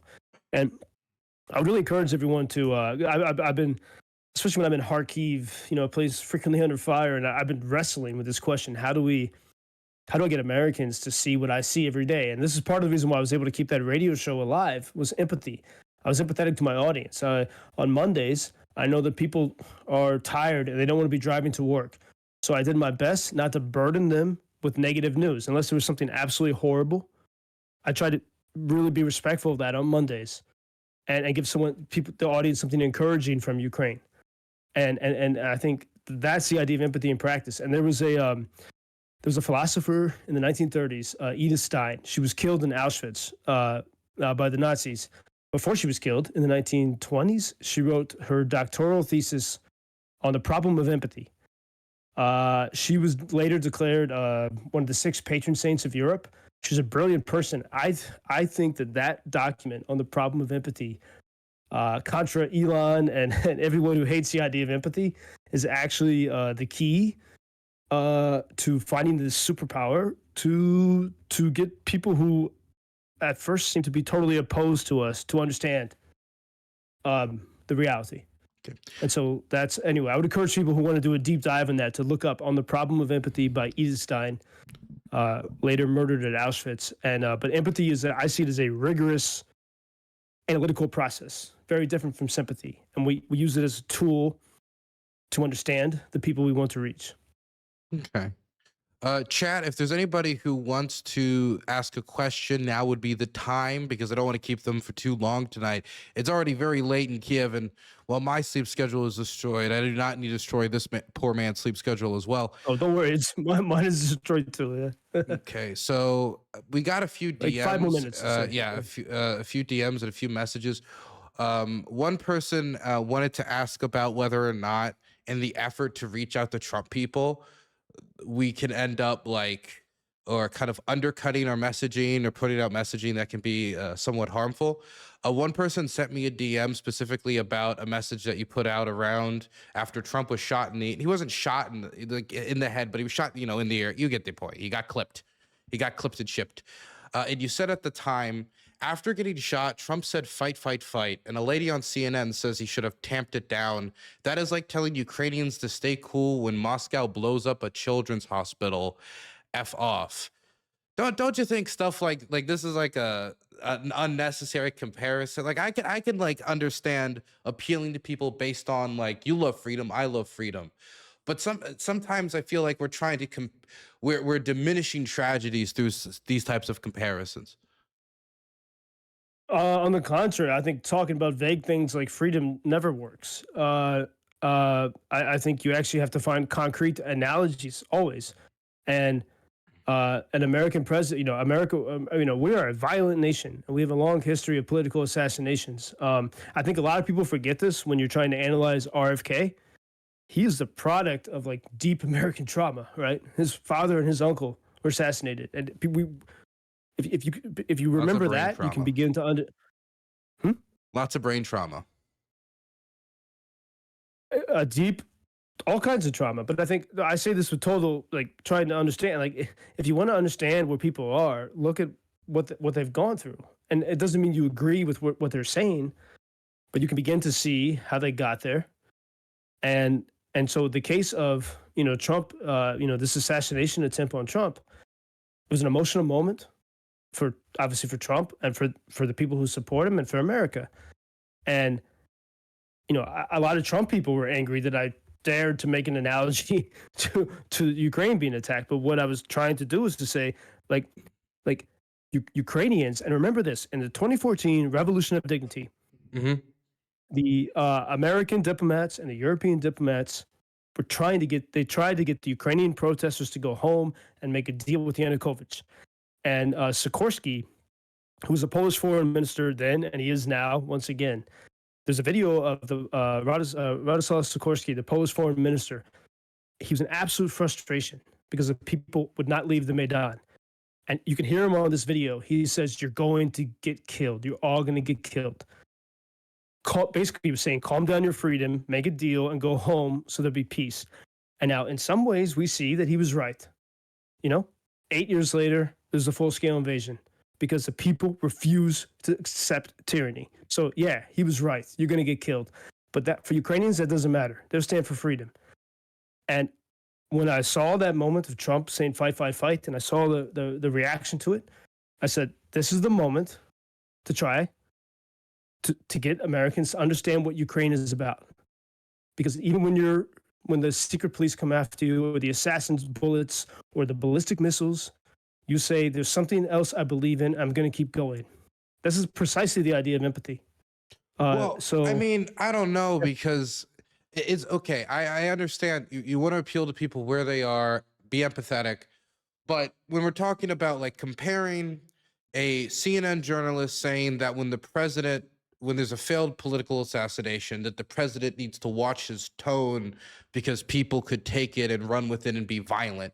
If somebody thinks the president said, fight, fight, fight, someone might think we need to go see the shooting has started, so we must. That's what that person's saying. Comparing that to telling Ukrainians to stay cool as children blow up, like that, this doesn't feel like I just don't think it's even a convincing argument, even if you was a Republican or a Trumper. I think you assumed that I was speaking to the CNN journalist. I was speaking to MAGA. I was only speaking to MAGA with that tweet, only to MAGA.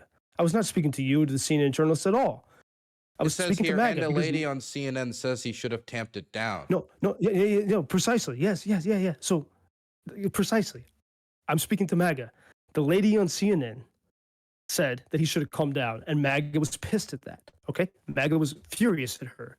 And I said, if you're mad at her for saying that he should have calmed down, then you should actually understand the Ukrainian people, who everyone has been telling to calm down and make a deal and give up your freedom.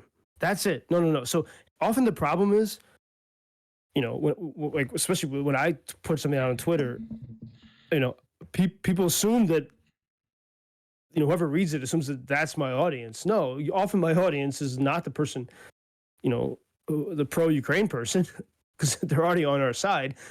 The audience is the people who don't see this, who don't agree with us, and the MAGA people. That is my audience. I'm not here to get clicks from pro-Ukraine people. That's what, Well, yeah, I understand that this is not meant for me, and this is not meant for somebody who's already convinced.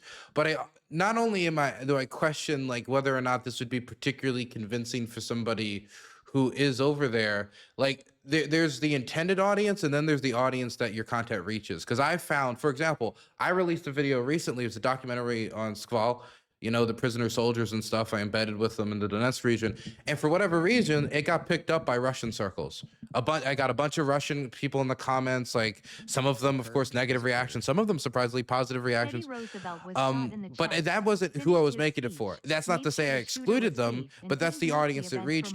And so I'm just thinking, like, you're scrolling on Insta and you read something like this. I mean, the way that it's being read is that a woman telling the president to calm down his rhetoric is like a Ukrainian lashing out when their children blow up. It ends up, I think, diminishing the suffering of dead kids when we're talking about a political critique with how the president should maintain his behavior. But keep in mind that the president was shot at, so it actually is there's a level of violence, and so there is an we're not just talking about a political debate. It was a violent moment in continuation of our long, horrible American history of political violence, and we can analyze it in different ways. But I'm saying, like the CNN lady, she started it. She's saying that the president, whose ears he was just shot, is saying fight, fight, fight, and criticizing what he says in that moment is like criticizing the Ukrainian who's furious, in the moment of being attacked. Their kids got blown up. Yeah, well, almost getting assassinated is quite serious, man. I mean, it's but I understand it's quite serious, but I'd rather almost get assassinated. I think you're dismissing it. I'm not dismissing the fact that he almost got assassinated. I'm dismissing the fact that it could be comparable to someone telling him to be careful what you say in such a critical moment. Because if you're the president of the United States and you cannot tamper down your language in a moment like that, you shouldn't be president of the United States. If I almost get shot and I stand up and I say, you kill those sons of bitches, that might be my natural reaction because I'm Dylan Burns and I'm not, your polished politics or whatever. But that's not the responsible thing to say. That could lead to death. I think fight. I Mhm. think fight, fight, fight is a perfectly natural and good response that was well received if you're shot at. And I think that's exactly what Ukrainians do. So this is precisely why I made this point. And but here we see here that this is why it's so hard to get to get to get America to believe in Ukraine, because many people who totally believe in Ukraine are so likely to believe the very worst and the most negative thing about MAGA, making it impossible to ever have any moment of illumination and mutual understanding. And now this is not true of the Ukrainian soldiers. By the way, most of them kind of, sort of have the same mentality as many people in MAGA, but it's definitely true of the popular voices for Ukraine. And they almost, I mean, I see this every day. It's the biggest difficulty I have, because every time I try to reach MAGA, you have to be very clear and simple. I mean, Dylan, like, the only reason why we're talking is because I put out that controversial tweet, right? Mhm. If I hadn't done it, you would have ignored everything I've been doing, for months. And I'm very grateful to have this conversation. And I know that's part of it. This part, we have to do this. We have to push. And like, I'm uncomfortable doing it. I quit Fox because I hate this shit, But I know for the sake of Ukraine, I have to punch through these walls. And if our friends in the trenches can do what they have to do, then we can do this. And yeah, sometimes it won't be perfect, but I do in the case of the Trump assassination attempt thing. I've made mistakes, but that one I stand by. I think it was it. I don't know. No one saw it. The only people who saw it were pro-Ukraine people, because I don't have pro-Ukraine people Yeah, amplifying me some on doing this. pro-Ukraine people DM'd it to me and advanced the conversation. But no one shared it, so it didn't go anywhere. So I don't think the effect was actually good. But if I could have got MAGA people to see it, I think it could have worked. But Okay. It's just I understand that our goal is to get them sympathetic, but I also don't want them to get a kind of twisted view of war where your president, even after an assassination, getting critiqued for his reaction is like people flipping out after like a hospital being bombed. I don't I know, I don't agree that it just I just don't look. I understand the attempt to convince. I just don't think it's a good comparison. I don't think it's an apt comparison. well, if we're stuck in that, there's zero hope ever of ever reaching anybody on any topic. How Ever. about, but If that's why your can't, mentality, can we not try to convince them without using dead kids like that? no, no. The most important things we're dealing with. I mean, and again, I didn't do this lightly. It was a horrible moment. The former president of the United States, almost assassinated. A horrible moment. Okay. And trauma for Americans. Think of the assassination. Couldn't we It just is trauma compare for it to Americans. like Zelensky almost getting assassinated? We could have compared it to another attempted No, assassination. because that has no resonance at all, and also it doesn't let people know what's happening in Ukraine. So like, actually, what I was doing is reminding people of the horrible things that happened to the kids in Ukraine. And actually, as I think about it more, I'm quite angry at those pro-Ukraine people who'd be mad at me. I'm injecting Ukraine into the story. Actually, unlike everyone else, I did it. I injected Ukraine into that story. Okay, so if I had instead ignored the kids, is that better? Let's compare it to a assassination attempt on Zelensky that was quite different and not as close, and keep the kids out of it? No, I'm precisely trying to get MAGA to understand what is happening here, to understand what happens to the kids here. Like, I don't understand why this is so. This is what we have to do. You have to find the hook and find a way to connect it. And so, but the kids if were we like never a hook. mentioned the So the use of the kids was like for no, like a no, hook for them. you put it that way, and you make it sound like shit. But no. Well, No, I mean, the it kid- can sound like shit and still be the right thing to do. I'm not no, putting a no, I'm moral not using aspersion the on it. I'm kids. just Actually, like a hook. actually, no. I was using, if you want to put it this way, if it'd make you guys happy, I'm using I'm using the attempted assassination on Trump to get them to understand Ukraine and to care for Ukrainians. Okay, that's what I was using. Okay, now it's dangerous for me to say that, because then I'm going to get all MAGA pissed off at me. See, this is the problem, and this is why we have to really, if you really care, you have to really examine every day when you wake up and when you speak about Ukraine. Mm-hmm. What is your main motive? Is it to win? Is it to win over hearts and minds, or is it to feel good about arguing with people? Okay. And so my mission is to find the points of connection. And so I used, you could fairly say, the attempted assassination of Trump to try Mhm. to get people to understand Ukraine. That's it. That's the only way you can see that. I wasn't using the kids to understand the Trump thing. I'm only just trying to reach MAGA. In Yeah, that you're situation. trying to like bring what happened to people who wouldn't have otherwise seen it. I understand the stated intention. One second, let me see if there's any other people in chat who have questions, because I want to make sure you can get out of here, because I kept you a little bit longer than I said I'd keep you. No, that's a great conversation. I appreciate it, and I mean, man, especially in the moments of tension, this is important, and I think it's good to have this publicly. To Yes, so we can strategy is put- important. I think strategy is important to talk about. Should you any more questions, chat? Let's see. I'll check out site chat, Twitch, and YouTube. Also, if you ever have any questions for me, you can throw anything at me. I've been mostly one way, I feel like. Oh man, well, actually, but that might be a whole other podcast conversation because yeah, I'm sorry I didn't ask questions of you earlier, but No, that's fine. how Don't worry about about it. why don't we close with this? I'm just curious at what what what keeps you here in Ukraine and what brought you here? I think that people got it so wrong at the start that I felt compelled to try to make sure that the record was straight. I do believe journalism is the first draft of history, and you want to have a really, really good first draft. And so when people talk about like what motivates you, I think for me, making sure that there's not only a good accounting of the truth, but that it's detailed, that it's personal, that it's through the eyes of those who experienced it, so people can have some idea of what it was like to live in this moment in history. That's something that really motivates me.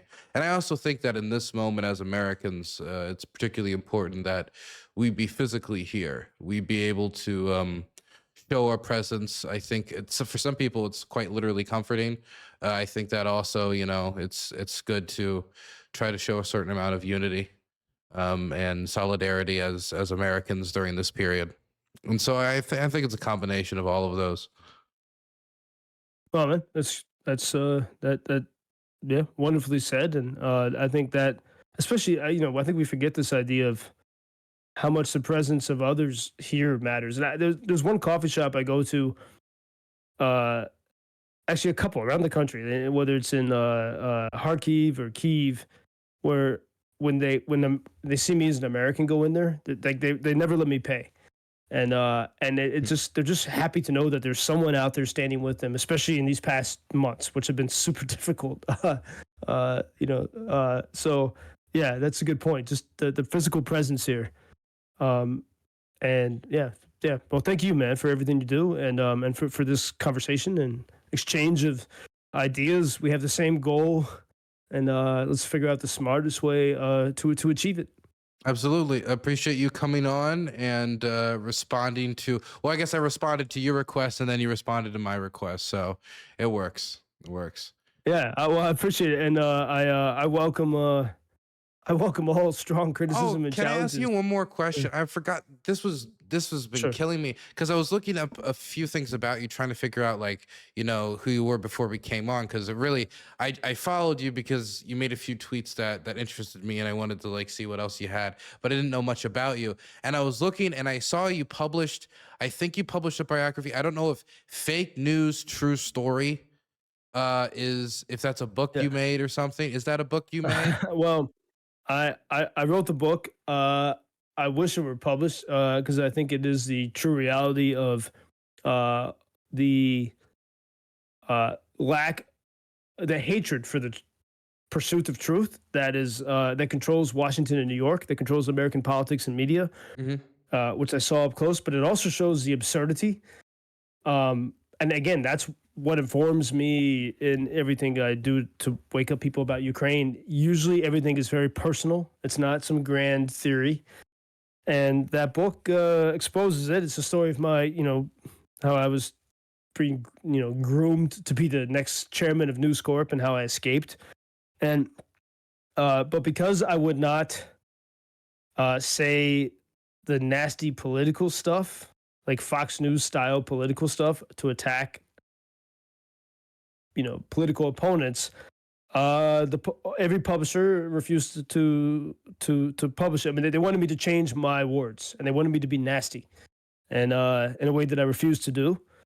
And so the best I was able to do was to sell a version of that book to Blumhouse Studios, and they made this Showtime TV series, The Loudest Voice, with Russell Crowe and all that. But my book, sadly, still unpublished, because I only will publish it if it's the way I want it, and I hope one day people can read it. I read this one thing I was reading because I wanted to see if there was a copy on it, if I could read it or something, and I couldn't. I don't know if I could or anything, but the description I read, and there was one part of it that confused me, and I wanted to know if you could clear this up, because I think you mentioned something about some earlier in the conversation. I just wanted some clarification on it. It says, heir apparent to America's most powerful news mogul, later enemy number one of the same, recruited by Russia, underfed at Chuck Norris's house. What does the recruited by Russia part mean? Did they contact you in some way? Is this a meme or a joke of something? No, as I mentioned earlier in our conversation tonight, I forget what year now. I think Yeah, as I that's what you that was mentioned this 2015 earlier. I or so. wanted to get clarification on it because that interested me, but I didn't get to touch on it. So that was an example of something that my book agent at the time, they were like, oh, he took everything that was in my book, and that was during the Russia Gate, Steele dossier days. And so my book agent said, My friend is trying to get the publishing rights to your book. He's greedy. He's being very greedy. So I continue. actually, I would love that, because every other publisher I talked with in America, I reject. So please connect us, man. That'd be great. We'll see. We'll see. Um, I'll give him your contact. but so anyway, So my the publishing agent. house was bombed, but they fixed it. That's what they just told me. Sorry, continue. Oh wait, from Kharkiv, yeah. I don't think it was it the Hark. No, it was the Kharkiv one, wasn't it?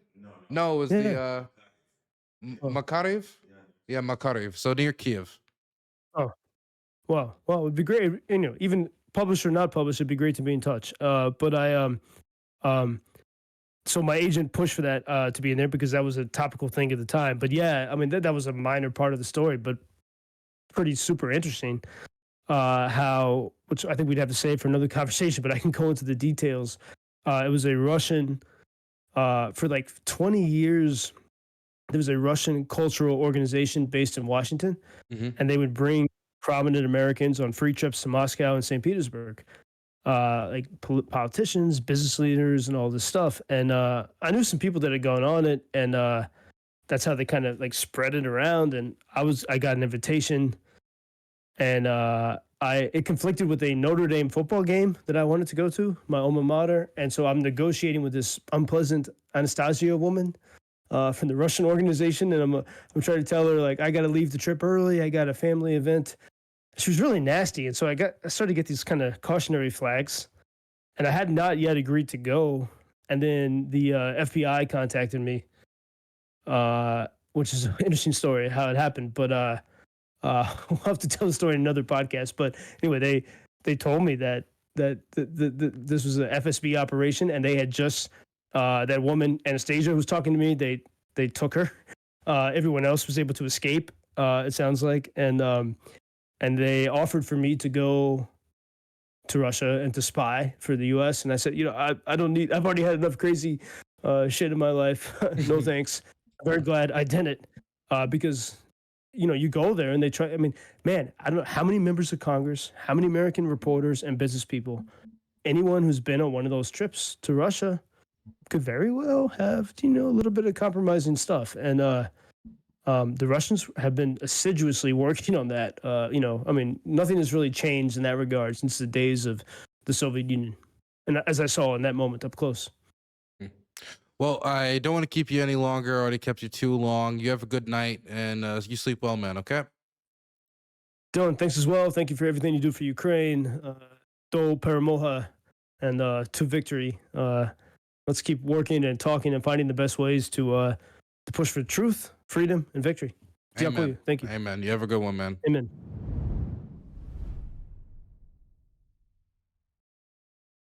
You as well. Watching. Okay.